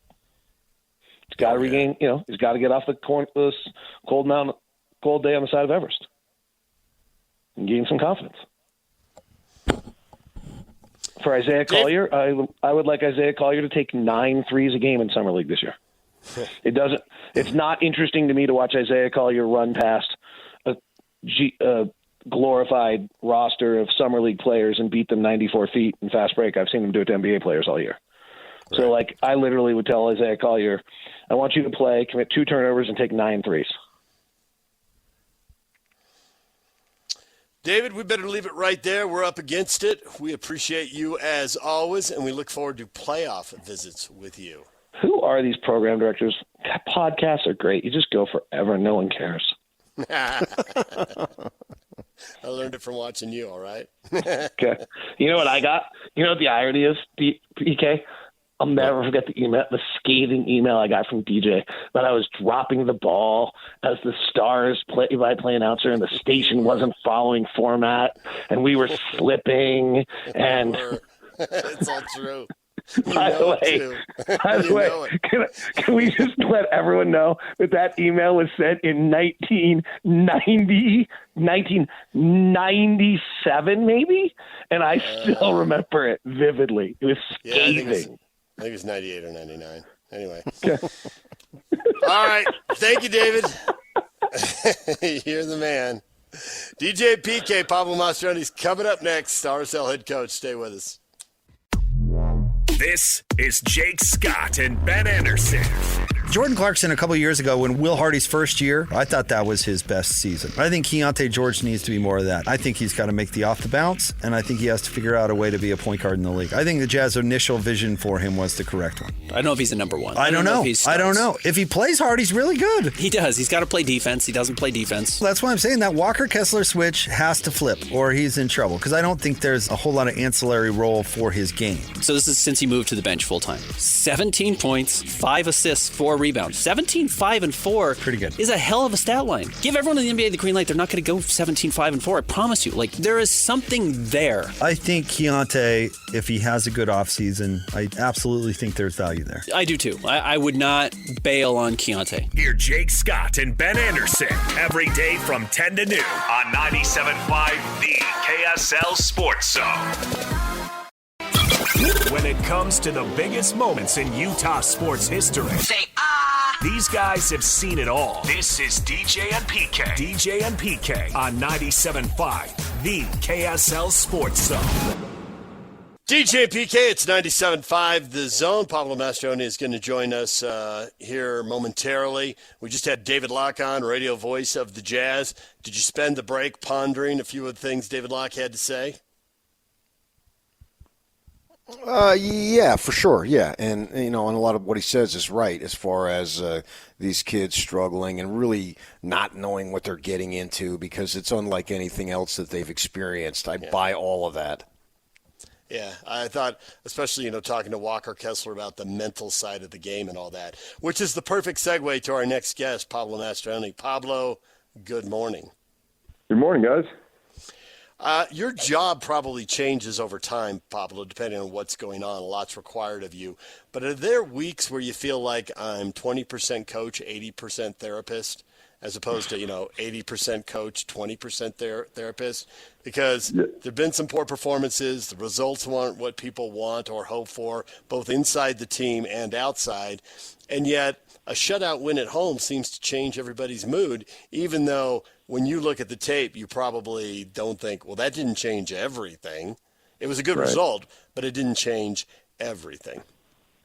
Yeah, no, I think that's a great point. I think it's, 20% coach, 80% psychologist when things aren't going well, right? And making sure that you find an equilibrium in the mood of the group, which is difficult, when you're not getting results or when certain, and when you're not getting results, then you start, there's a lot of rumblings with the guys that aren't currently playing. So it's an overall psychological intervention type thing. And then obviously when you get a result, the murmuring stop, right? Because the guys got a result, and now it's about how do you now continue on with, build off this game and really double down. So it is, you're constantly, I feel like you're constantly putting out fires, and when you're, when things are going well and the team's getting results and the team's playing well, then you become more of a coach. But it's a great challenge. I'll tell you what, there's not a day that you wake up and there's not an issue, right? And you can't predict what's going to happen. Some guy comes in sick, this guy gets hurt in training. So again, it's just really, and I think the most important thing for me from my chair is to be even keeled and not get low when we're not getting results. And again, not get high when we win games. It's to be steady. It's to think the big picture. And that also helps me make clear decisions as opposed to emotional decisions. With that in mind, then, you're in a real difficult position and different than anybody else in the entire organization. You've got your staff you got to manage. You got people above you. Then probably the most important, you got the players. And it's not just a handful of players. It's a whole bunch of players. And a lot of them are new, and it changes from year to year. It changes within the season. So how long does it take you to understand player A, B, C, and how you have to treat player A this way, player B another way, and player C different than the other two? Yeah, no, that's a great question, PK. And, it's funny because we were having a conversation this morning with the staff. And, it takes a while to really understand the new players that are coming in. And, when we have our Zoom interview and, they want to come to the MLS and they want to, they want to play here, you're getting the best version of them, right? They're selling who they are. Then they get here and, for the first month, it's like a honeymoon. Things are great. But when you really get to know the player, it is when you're going through a tough time or when he's going through a tough time, right? And then you start to see like, oh, this is a guy in difficult times that has a hard time dealing emotionally. And so then you address that. But there's also this other component, which is even a guy that came from last year who now has a different role within the same team, he's different than he was last year. And that is a really interesting situation that we're working through with a couple guys. And so, again, coaching is a human business. For as much as we like to talk about tactics and all these different things, it's really about managing humans and trying to, be as fair as you can, holding a certain standard within the club as to the way we behave, and then taking action when it's not being exemplified. And I think that's always the toughest for me, because again, I think what I also, one of my biases is that everyone kind of thinks like I do. And then I quickly remember that I'm close to 50, right? So I've lived a lot longer than these guys. I've experienced a lot more than these guys. And so to assume that they understand how they should behave in this situation and that situation is a bit naive. So I'm constantly, catching myself and realizing that there's a lot of work to do on the ground floor every single day before we even go out and kick a soccer ball. You're asking different things of the same guys. And so what is right for a guy one year is wrong the next. And I want to use Emeka Eneli as an example here. For starters, when I first met him, he's very impressive. He comes off as poised, mature, but nonetheless, he was a rookie. Does he belong in the league? Does he belong in the starting 11? He's got to prove he's a right back. The next year, okay, you're not going to play out there. You're going to play here in the middle of the field. Now stuff's coming at you literally from every angle. And he's playing a position you played, and you're going to have a high standard for him there. And then you bring him back the third year, and he's no longer a young guy. Now he's the captain. He's supposed to have a voice. Can't defer to the veterans. You got to be a guy who steps up and says something in critical times, whether it's during the week in the locker room or during a game when you can't be heard because you're over on the sideline and you don't get to call timeout, and somebody's got to pull it together. So how many conversations do you have to have with a guy like Emeka, who used to have international breaks where he could kind of regroup, refocus, and now he's flying to who knows where to play for the national team on some of these dates? My gosh, it seems like it's just it's a blur for him, and he's only 3 years into his MLS career. Yeah, no, that's a great point, and he's one of the players that we meet every week. Obviously, he's a part of the leadership group, and some of the things that don't come easy to him is being more vocal, right? I think he's a real, he's an introvert, unbelievable person, unbelievable player.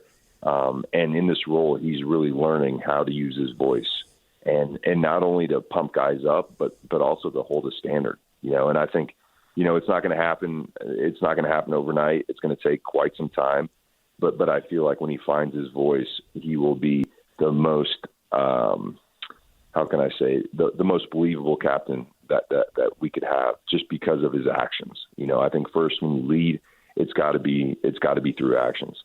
The next part is how do you hold a standard within the group, right? And that might mean ruffling some feathers in the locker room, But I also have this thing, and I think it's generational. We just had Miguel in from the U.S. national team, and we were talking about some teams over in Europe. He says the old school leader is gone. That vocal guy that's willing to put himself out there, it's gone. Whether it's in the Premier League, whether it's in La Liga, whether it's in MLS, that player is gone. He's a dinosaur.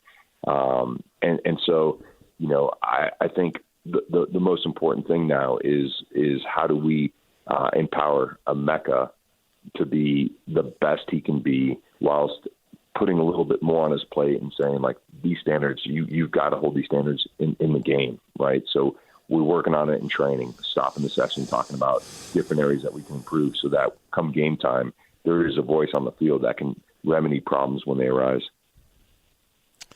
What level of stardom is Luna capable of achieving?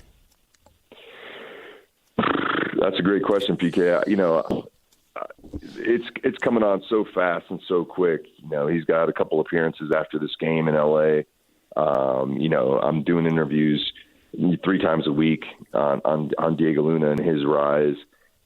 I think the sky's the limit. I think he's got all the tools. And I think this last game kind of encapsulated, what he's capable of. In the past, my concern would have been, his lack of being in dangerous areas in the attack, where he's a possession player that makes the pass before the assist, and that was his jam. But now he's getting in the box, he's scoring goals, and once you believe that you're a goal scorer and you do score goals, along with his technical ability, along with his defensive responsibilities that he's really taken on.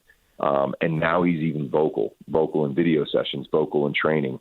The sky's the limit. I think he's a player that can play at any level because he has all the tools. And just having conversations with Miguel about him, he says he shocked us in the game against Canada in the Nations Cup because the way he defended, the way he was pressing the goalkeeper, the way he had, I think 6 interceptions that game. So when things aren't going well offensively for him or the team, we know that we can rely on him defensively. And I think the most important thing for any coach is reliability, because you can predict what performances will be like when the players are more reliable.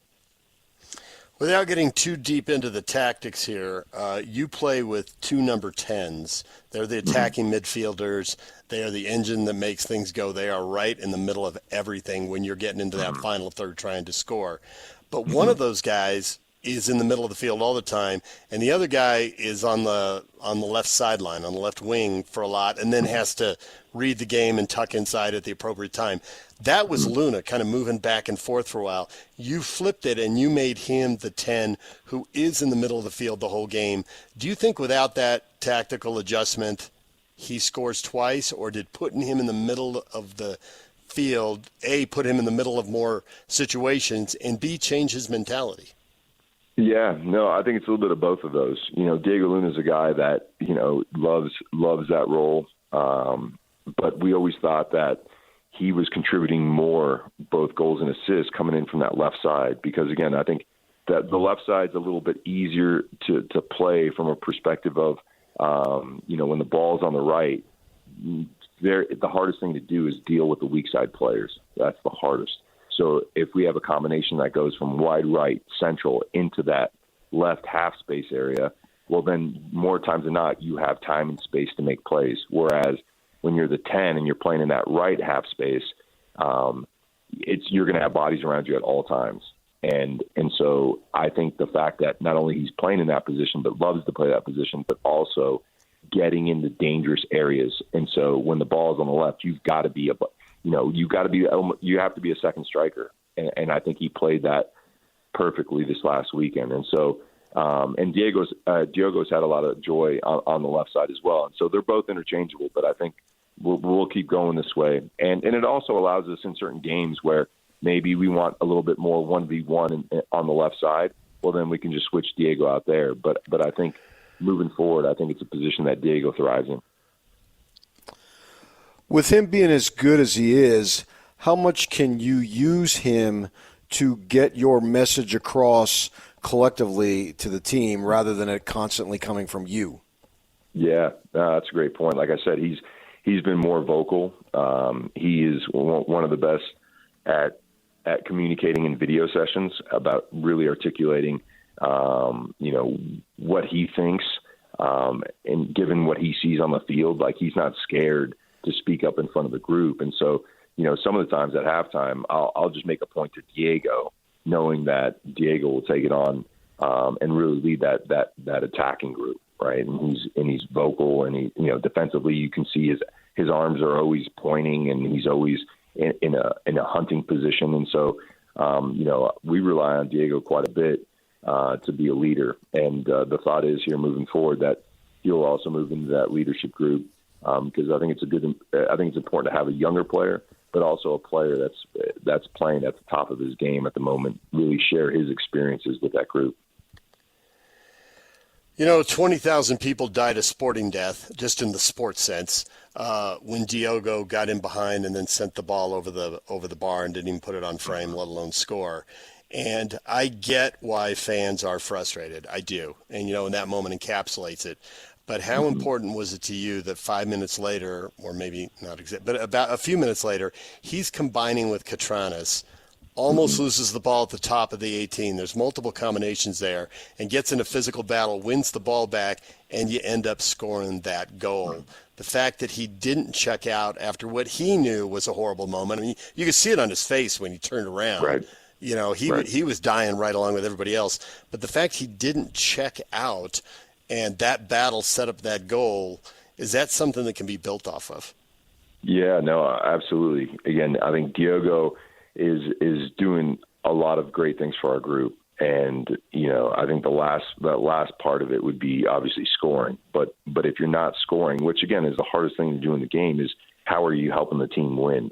And I think in the 2 goals, he had a hand in both goals, in different ways. And him battling for the ball at the top of the box is something that we really stressed in preseason, is just this is the best opportunity to score goals. Even if the opponent has the ball, it's because we're closest to the goal. So any steal or any interception close to their goal puts us in prime real estate to score goals. So, again, Diogo, he's doing really good for us. He's making plays.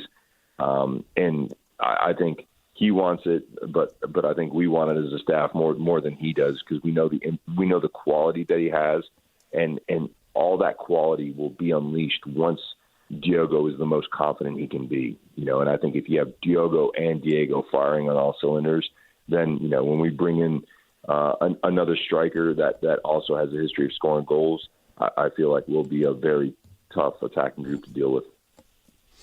That striker has to have a high soccer IQ, partly because of the position, but partly that's the only way you're going to get the best out of Diogo, right?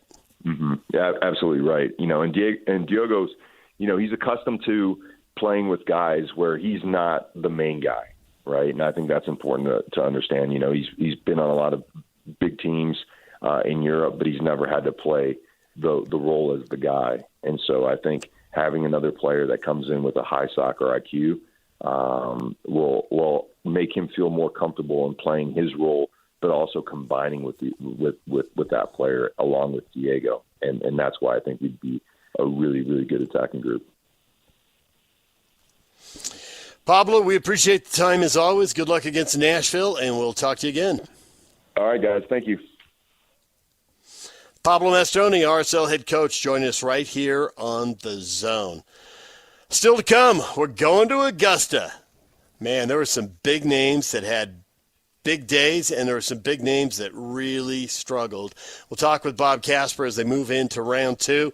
We got Bees tickets to give away right now. If you want to go see the game, pick up the phone, give us a call, caller 12 right now. We'll go see the Salt Lake Bees and the Reno Aces. We got tickets to the game. Call right now. DJ and PK. It's 97.5, The Zone. 20 years and still going strong. Utah's #1 sports radio show for over 2 decades. You're listening to DJ and PK on 97.5, the KSL Sports Zone. DJ PK, Bob Casper is going to join us. Come up in our next segment. We're talking Masters with him. PK, more disappointing, John Rahm or Rory McIlroy? Neither guy was happy at the end of the first round of the Masters. Rory.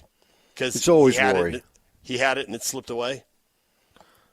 Well, he had an opportunity to be right in the thick of things after day one. I don't know if it's completely slipped away if he goes out and shoots 63, 64, 65.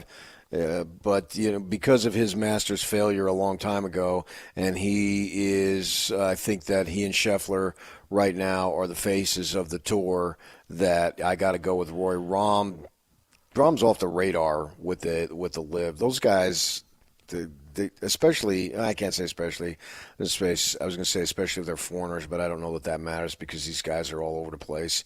It's just like DeChambeau. He seems to me like, outside of Mickelson running his mouth, DeChambeau is the face of LIV, but that's like being the face of AAA baseball versus Shohei Ohtani being the face of MLB. There's a drastic difference there. Yeah. All right, we'll talk about all this with Bob coming up next, live from Augusta. Bob Casper will join us right here on The Zone. The guys you know and trust, talking about the teams you can't live without. This is DJ and PK on 97.5, the KSL Sports Zone. This 2025 Masters Update, live from Augusta, is brought to you by Mountain Land Supply, Hoops Vision, and Zions Bank on 97.5, the KSL Sports Zone.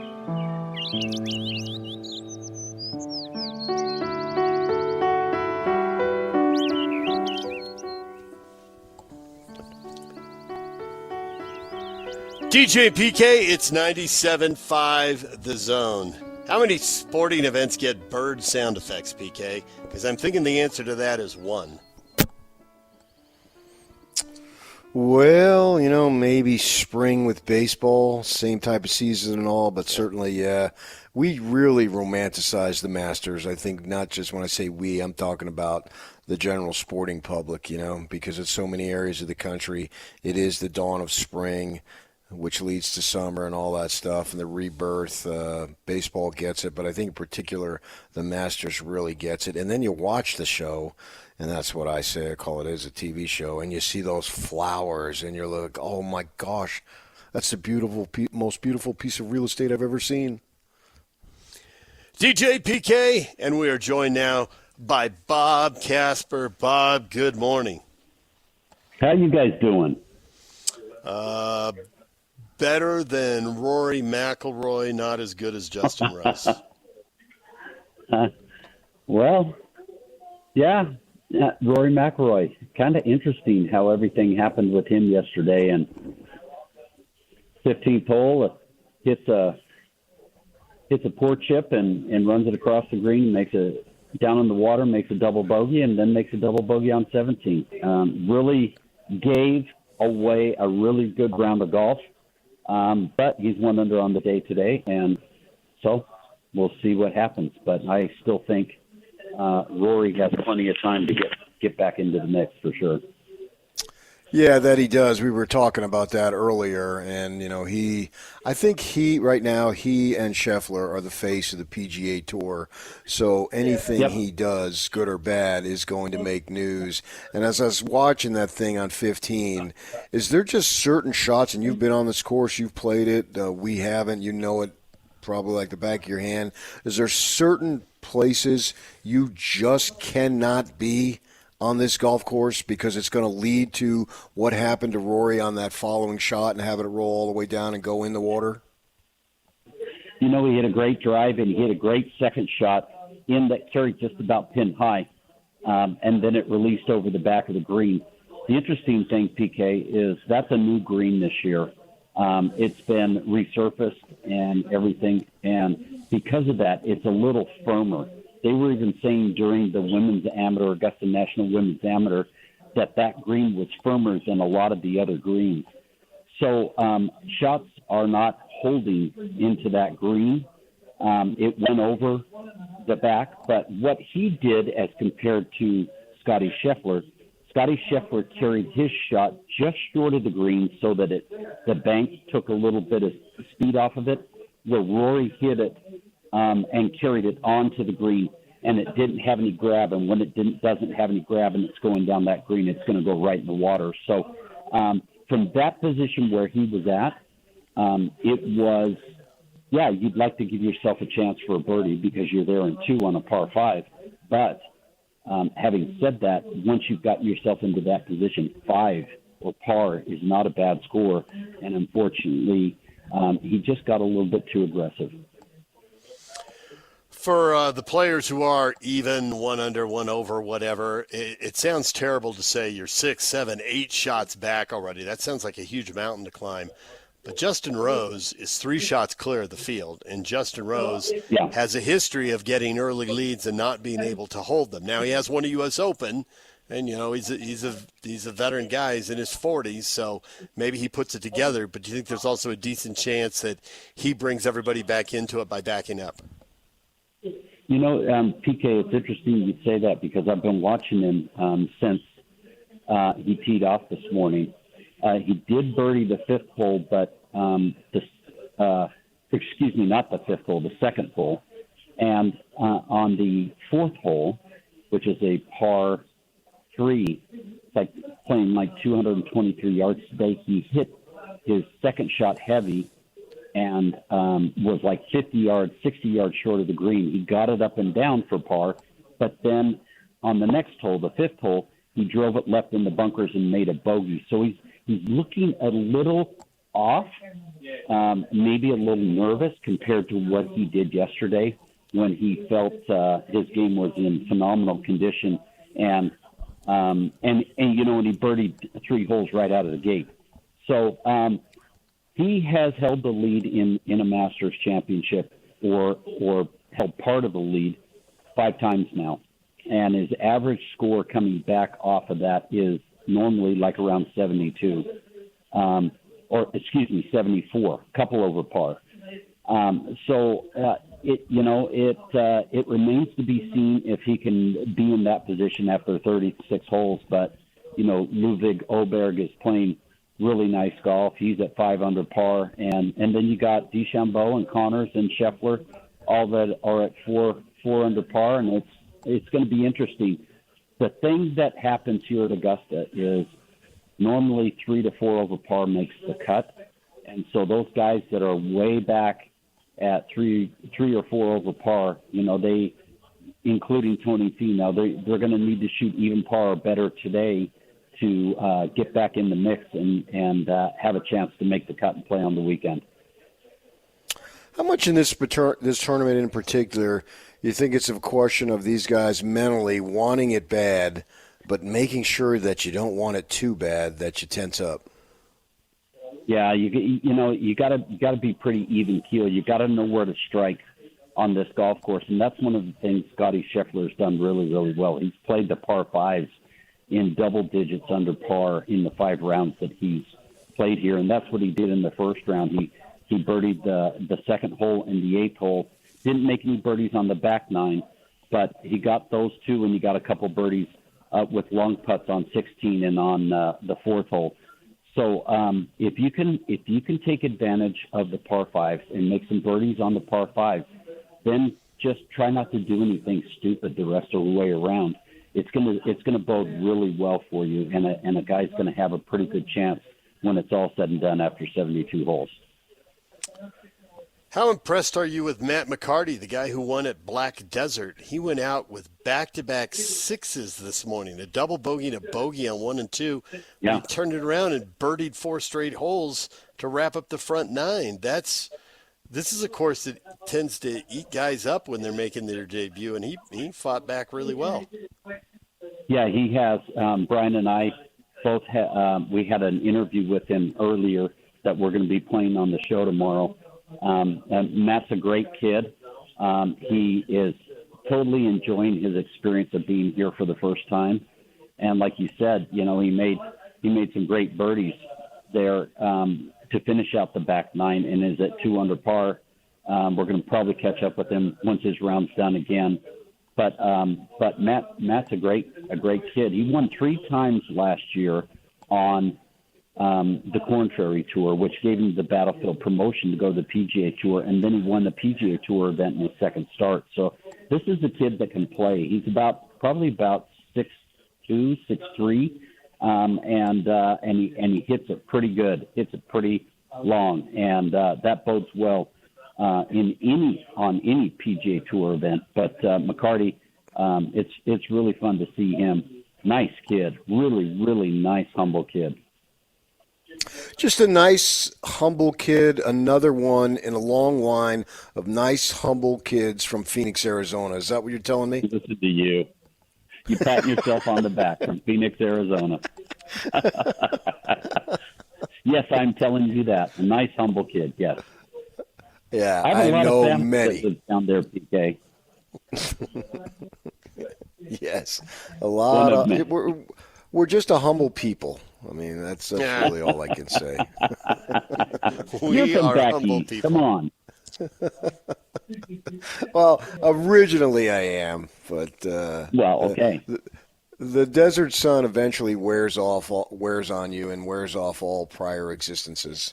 And that's true. That's true. You take on the mantra of Arizona. How about Fred Couples? Will he make the cut or will he not? Oh, I think he'll make the cut. This place is where he thrives, and he gets excited about it. So, yes, I definitely think he'll make the cut. He shot 1 under par. He's going to have to play pretty bad to get outside that 3 under range or 3 over range. But I do think he'll make the cut. As far as our draft, PK and I have a couple guys in the mix, a couple guys out. You have a bunch of guys hanging around par. Xander Schauffele, Rory McIlroy, Colin Morikawa, we can write off Sepp Straka. He's all done. He gave away a really good round yesterday, too. Yeah. Unfortunate. Sepp Straka's down the road. Who's going to get you back in the mix, or are you just going to spend Sunday not rooting for your guy but rooting against our guys? I think Rory's going to get me back in the mix. Okay. Rory and Colin will both get me back in the mix. Rory's fortunate because he's able to go out early today with a lot more moisture in the golf course. And as those guys play in the afternoon, it's going to be a little tougher. There's a little bit of breeze blowing, and it's nice and sunny, and that's going to dry out the golf course. How about for the next 2 days beyond that? Do you feel like the same type of situation as far as how it plays? You know, it'll get a little bit tougher with pin placements and stuff on Saturday, and then on Sunday they open it up a little bit on the back nine and let guys score a little bit more. So you hear the roars down in Amen Corner and on the lower back nine of the golf course. So I think it's going to ease up a little bit on Sunday afternoon. You know, I've never been to Augusta. I got to make sure that, that's got to get on the bucket list. I got to figure something out there. But I've always had the feeling like it's a little bit like Disney. Like once you're inside the gates, the rest of the world ceases to exist, right? You're just enclosed in this magical place. But it was either you or Brian who said that with the massive storms they had, and they rebuilt some of these greens because trees came down and all that and damaged them, that you can now see Augusta Country Club. Like, does that is that weird? Does that wreck it in some way? Like, wait, I can see the rest of the world from here. I'm not supposed to be able to do that. Yeah, you weren't ever supposed to see it, or we weren't able to see it in recent years, especially from the clubhouse. And when you look down 10, down further down the fairway around 10, it's opened up a little bit more. You can see further down, and then you can see Augusta Country Club, a mile away or whatever. But it happened down a bunch of holes. Like on the ninth hole, the tee ball off the ninth hole is a lot easier to be able to hit than it was before because it's opened up so much more because of some trees that have come down. And then, like you said, the 16th hole, they had to rebuild that green because there were three of the big pines. They're called lobalolly pines that fell on that green.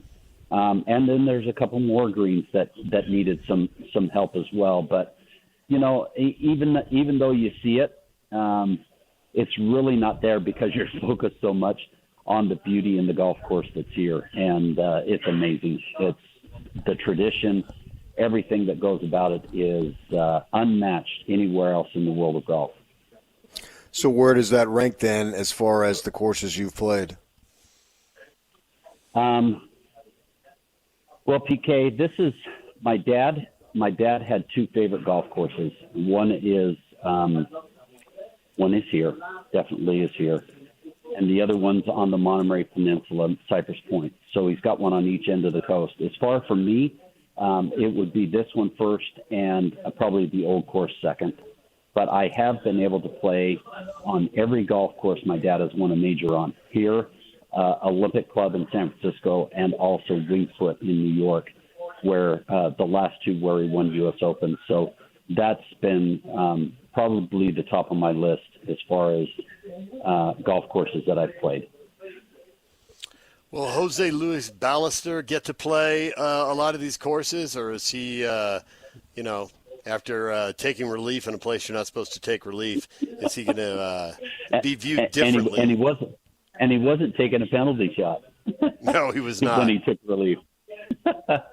He's USAM, and he will get to. I think he gets to play the U.S. Open and the Open Championship.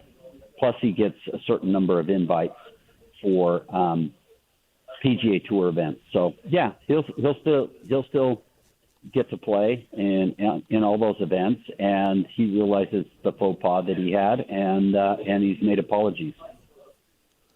Where'd he go to school? Do you remember? Where's he from? You have any recollection? I think Arizona State. Yeah, I think so. Yeah. Arizona State. At Arizona State. When you go to the Harvard of the desert, you can't help but come out of it refined. Yeah, definitely refined. Definitely refined. Turn your back to the crowd and in the bleachers and relieve yourself. Yeah. You got to go. You got to go, man. And Race Creek. Yep, that's right. We've all been there. Pretty crazy. Pretty crazy. Just not at Augusta. And did you know that in the men's room at Augusta, that's the only place on the property where they'll tell you that you don't have to adjust your grip? Wow. Yeah. Arizona State sure refined you, didn't it? You're so jealous. Another humble guy from Arizona. That's right. You should have seen me before I went into that institution. Oh, you had to have been really bad coming from that eastern United States. He had the jersey all over him. Oh, yeah. Oh, yeah. All right, Bob, we'll let you get back out on the course. We appreciate the update. Thanks for joining us, and we will talk to you again Monday and wrap it all up. And you and I are going to be talking on Sunday night, aren't we? I hope so, yes. I hope so. Yeah. Okay. Thank you, Bob. Let's get her done. You're the man. All right, guys. Take care. Okay. Bye-bye. See ya. Bye. DJ and PK, it's 97.5 The Zone. When we come back, everything you missed in this show next. Stay with us. Ladies and gentlemen, may I present... This is JJ and Alex. Speaking of hockey, that win over the Winnipeg Jets, I was just floored. And we're getting these tweets from Sly during the game because he got his... Who had a great time. Because then he's sending us the Jets suck text during the middle of the it was the end of the second period and they're up 3-0. I was like, no, they don't. They're the best team in hockey, and that's the part that makes you feel good about this team. It was such an exceptional game by this team, and it was so fun to watch. Coach Tourney actually told us this at one point during the last couple weeks. He goes, we're a way different team than this team faced a month ago. Yeah. Right? And he said it about a couple of times when they would get these wins that people are like, oh, wow, that was unexpected. It's like, no, they're a better team now. They've become a better team over the season. And so it's awesome to see these young guys getting the recognition that they deserve. Catch JJ and Alex afternoons from 3 to 6. Presented by G2G Bars on 97.5 The KSL Sports Zone. For all of you less motivated listeners, it's time for your 9 o'clock. Where the heck have you been headlines? Where you at? With DJ and PK on 97.5 The KSL Sports Zone. DJ and PK, it's 97.5 The Zone. We are brought to you in part by Trajan Wealth. Call Trajan Wealth today, your local trusted financial fiduciary. 801-899-7600 or visit their website at TrajanWealth.com. PK, it was just a matter of time. It was bound to happen. It's a rite of passage. The college kids are getting money, so inevitably we're going to have a holdout. Tennessee's quarterback, not doing spring ball thing, trying to get the deal done. It had to happen, didn't it? It's just a question of which player, which school. Well, it's one day. I don't know if he's holding out the entire spring practice. Could be resolved. Well, it depends on what he's looking for. If he's looking for like a renegotiation or stuff that they promised him and told him this will happen and it hasn't happened, because we've heard of that, that's a different story than, okay, I've gotten this amount and now I want this much more.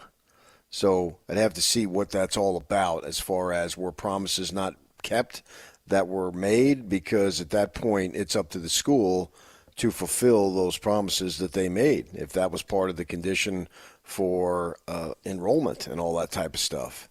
I have to get some more information on how that is, rather than I need more money. The story I'm reading says that he wants a deal because the deal he signed in 2022 is now below market. And so now 3 years later, wants an upgrade. So we'll see where that goes, see if they risk losing him, if another team would have the money he wants to come in. And So he signed a 3-year deal? Yeah, I don't know. That's what it says. Well, agreed to it, signed it. Yeah, I don't know. I don't know. The new stuff comes up. It's like Pablo Mastroeni said, every day he wakes up, there's a new challenge. Right. And there it is. And so in this world of college athletics, every day, every week, every month, whatever it might be, there's a new challenge. And Heupel and those guys are going to have to figure it out.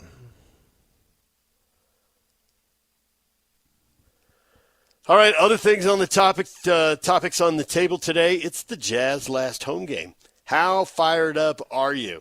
Excited about this? And the response has been all over the map. There are people ready to get on with the draft. There are people who want to check back in when the team is much, much better. And there are people who would like to go tonight and see the last game before they, head off for summer.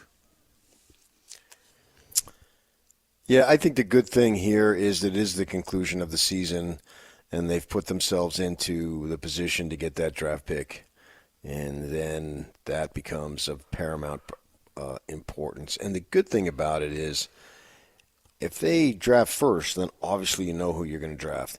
If you draft second, you know who you're going to draft because everybody knows who's going to go first.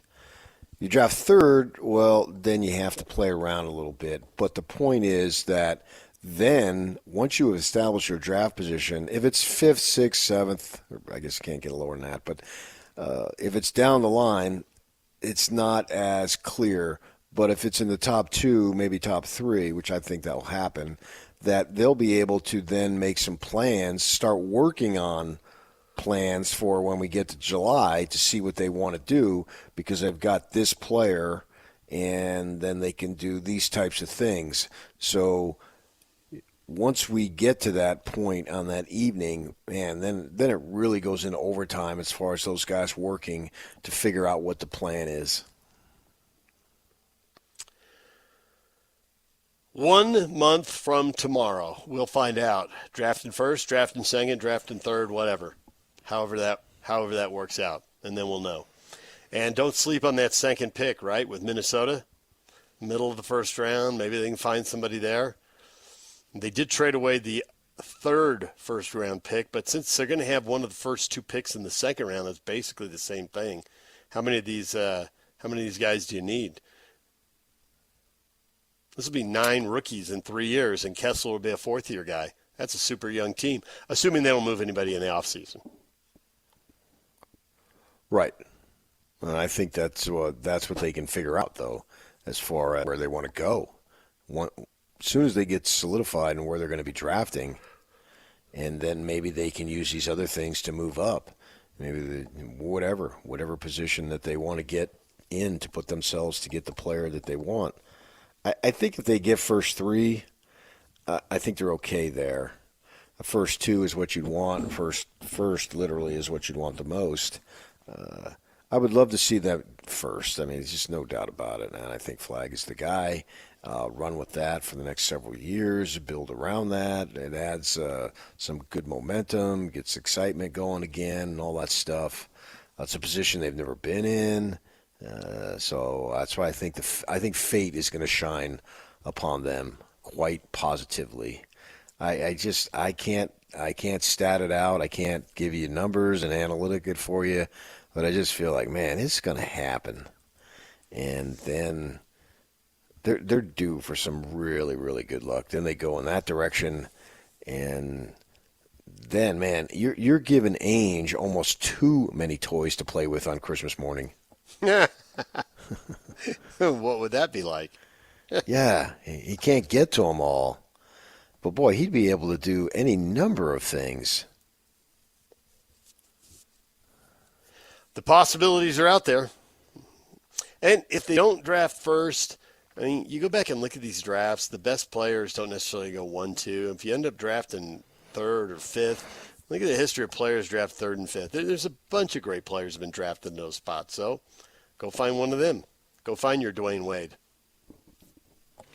Yeah, when you're dealing, especially now more than ever, with so many of them being so young, that they haven't begun to scratch the surface of how good they can be. I don't think there's any doubt about that. 1 year of college, I mean, they play ball a lot more these days. It's year-round. The high school season, as soon as it's over, then they begin preparing for the spring season. And then you have the summer, and then maybe you take a few days off in the fall. But you're constantly working at your game, so you're a little more refined. Of course, in the old days, a 19-year-old wouldn't even be considered, so there's that too. But they still, even with the world in which we live in, they can get better. In fact, they're going to have to get better as they become accustomed. I think that what Locke said is so important in terms of they just don't know what it's about. And there's things, even Cody Williams probably didn't know what it was about. And he has an older brother who does know what it's about and is a really good player. But I still think there's some things that I can tell you, but there's only so much I can tell you. You're going to have to see it. You're going to have to feel it. And by feel it, I mean literal, because of the fact that the game is physical. And you have to have the body to withstand the physicality. And you also have to be able to impose some of your physicality and your strength on your opponents too. So it works both ways. And most folks at 19, their game, if they're fortunate enough to have a great game with them, their body isn't close to physically mature. There's no doubt about that. You don't know what it's like to be fouled by somebody who's 6'9", 250 until you've been fouled by somebody who's 6'9", 250. And there just aren't that many guys like that running around in college. Right. I mean, the phrase of grown men, it really is a literal phrase. Other topics on the table today, we have talked Augusta, the second round, intriguing. Can Justin Rose go out and lengthen that lead? Is he going to be reeled in by one of the big names behind him? And there are several big names right behind him. And, a 3-shot lead at any course can disappear quickly. But Augusta, with the risk reward there, man, you can, as Rory McIlroy found out yesterday, and as a lot of other guys did too, you can make double bogey in a hurry. Oh, yeah. And then when you factor in pressure as the tournament grows and the amount of pressure increases, because every single one of these guys wants it in the worst way. And, you can try to calm yourself as much as possible. But we saw Rory missing, 2-footers. And we saw Phil hitting it off a tent. It wasn't the Masters, but you get the point. Still a major. Yeah. The pressure is there, and the I really, really want this factor is right there. Rose right now is 8 under, so he's 1 under for the day at the turn. He's playing fine, and DeChambeau is stringing birdies together behind him. DeChambeau with 3 birdies through the first 5 holes. He's 6 under, and Ludwig Oberg is 5 under, and Scheffler isn't even out on the course yet. So plenty of golf, plenty of drama as this day unfolds, I am sure. Watching DeChambeau take a shot actually hurts my back. That violent, huh? Yes. He has birdied 2, 4, and 5 so far.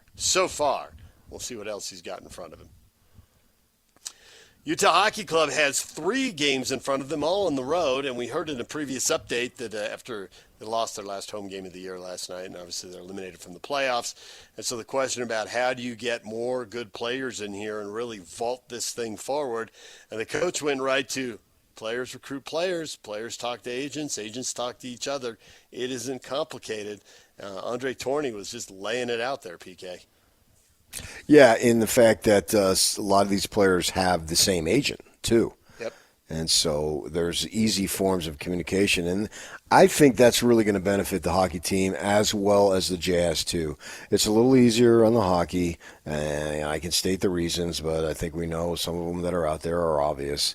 But that's why I think that this generation of hockey players that are on the team are going to experience success. They're going to experience a playoff run. And once they get there, they're going to continue to go there. I can't tell you, hockey's not totally a random sport, but it's hard to predict any given series because of the nature of the game. But I think I can say with a fair level of confidence that what Ryan Smith is doing, combined with the talent and the assets that are there, that are already, that they basically inherited, that they can get there, hopefully for next season. But once they get there, it will be an annual run of getting there for 5-6 years. Yeah, you'd think so. That seems to be how the sport works. You see teams; it's not as volatile as the NBA. The teams that are rebuilding, man, the rebuilds really are long. And you hear, Bill Armstrong come in and talk about, the steps, and you think, really, you need 7 or 8 years? But then you look and set Vegas aside, because Vegas is an expansion team, and there are some rules they took advantage of there that have since been closed, and Seattle can't take advantage of them. But there are a lot of really good teams that have been put together, good organizations, good front offices, and they did miss the playoffs 7 or 8 times putting the thing together. It's just not as volatile as some of the other sports we're used to. The NFL, teams just go up and down all the time in the NFL. It's crazy. Given the fact that the best players play about a third of the game, it requires a lot of people to make a good team. It's not just a rotation. Obviously, in basketball, they're playing less guys, fewer guys, but it's not a rotation of 6-7 dudes. It's virtually just about everybody. Yeah. All right, DJ and PK, it's 97.5 The Zone. We're going to take a break. When we come back, your feedback next. Stay with us. And it's all over almost here. Don't go nowhere. This is Jake Scott and Ben Anderson. There's a couple of rinks here and there, but that's the point. It's hard to find. And so if you build 5 more rinks within 20 miles of Salt Lake, kids are going to play. What I like about that is the culture part. If you feel that this market is ripe to be a really passionate hockey market, it requires playing the long game a little bit. It does. That's what I like about it. Absolutely, it does. And we do have potential. We're a winter sports market. And I believe this as a hockey market. It seems like it would fit right in like a glove. Kind of like the NBA in a different way. I think the NBA fit here really well because, in part, every church has a gym. For those reasons, I think hockey has a ton of potential. I imagine you played junior jazz, right? Yep. I did too. Every boy did, and most girls did. Do that with hockey. Hear Jake Scott and Ben Anderson every day from 10 to noon on 97.5 The KSL Sports Zone. And now, enough of us. It's time to hear from you. From all your texts, tweets, and posts. This is the best feedback of the day. Ooh, I was there. It's the best game of my life. With DJ and PK on 97.5 The KSL Sports Zone.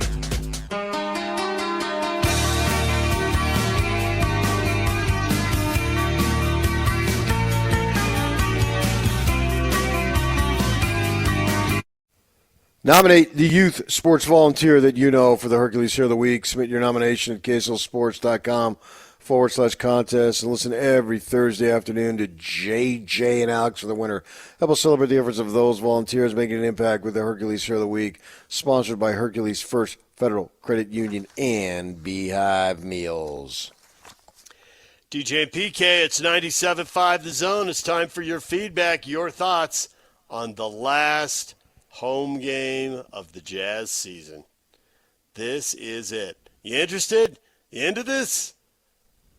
This is the most uninterested I have ever been as a Jazz fan. Derek writes, I didn't even know there was a game until I saw this post. Okay, when they get better, have you earned the right to be back in? Now, they'll take you, but have you earned the right to gloat? I suppose that's based on when he gets back in. I mean, you can't show up for Game 7 of the NBA Finals, right? So somewhere between now and then.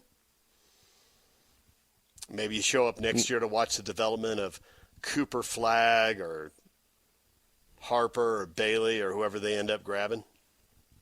Yeah. I mean, I don't know that it's going to be all that promising next year in terms of wins and losses. We'll have more storylines.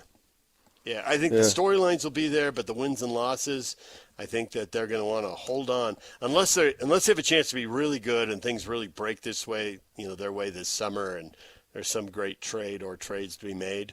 They're not going to want to hand that draft pick over to Oklahoma City. Look at what the Philadelphia 76ers did at the end of this season so that they don't have to hand a draft pick over to Oklahoma City. I think it'll be very similar.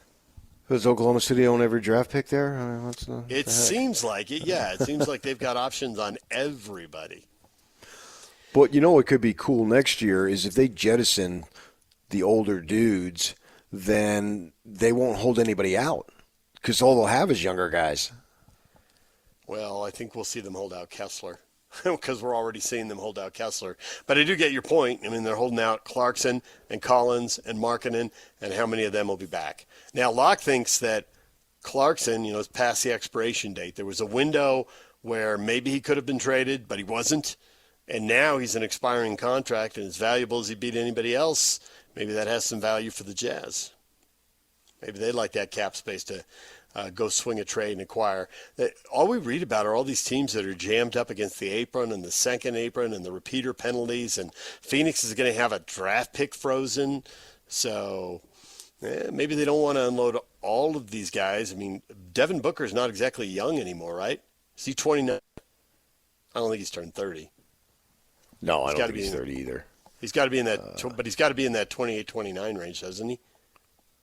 He came in so young. I have to double check. Yeah. I'm sure you're going to do that, but they need to get rid of dudes because they need picks, man. They got to just realize, okay, it didn't work. Let's stop trying to square peg round hole, and let's just build it the right way. We tried the quick fix. That's 4 years ago. They're in the finals, and now they're just a mess and with no picks until 2030 or 31. But that can change very quickly, and I think that's what they need to do, and then build it from the ground up. Yeah. That finals team was pretty young, too, wasn't it? Didn't they have a bunch of young guys there? I mean, 4 years ago, Booker would have been 24 or 25. He was surrounded by guys Mikal in Bridges, about Cam Johnson. Yep. Chris Paul was the oldest, obviously. Right, yeah. DeAndre Ayton, but that didn't work. DeAndre he's Ayton really is just, he might be the most frustrating player in the history of the NBA. Ooh, that's a list for another day. Write that down, PK. The most frustrating draft picks of all time. And because he went number one, right? He went number one, and the talent was there. You can say Ostertag was frustrating, but he didn't have near the talent. Right, it wasn't number one. Ayton has talent. Ayton can dominate, but he doesn't want to. No. All right, we're out of time for this week. DJ and PK, Jake and Ben are coming up next right here on The Zone.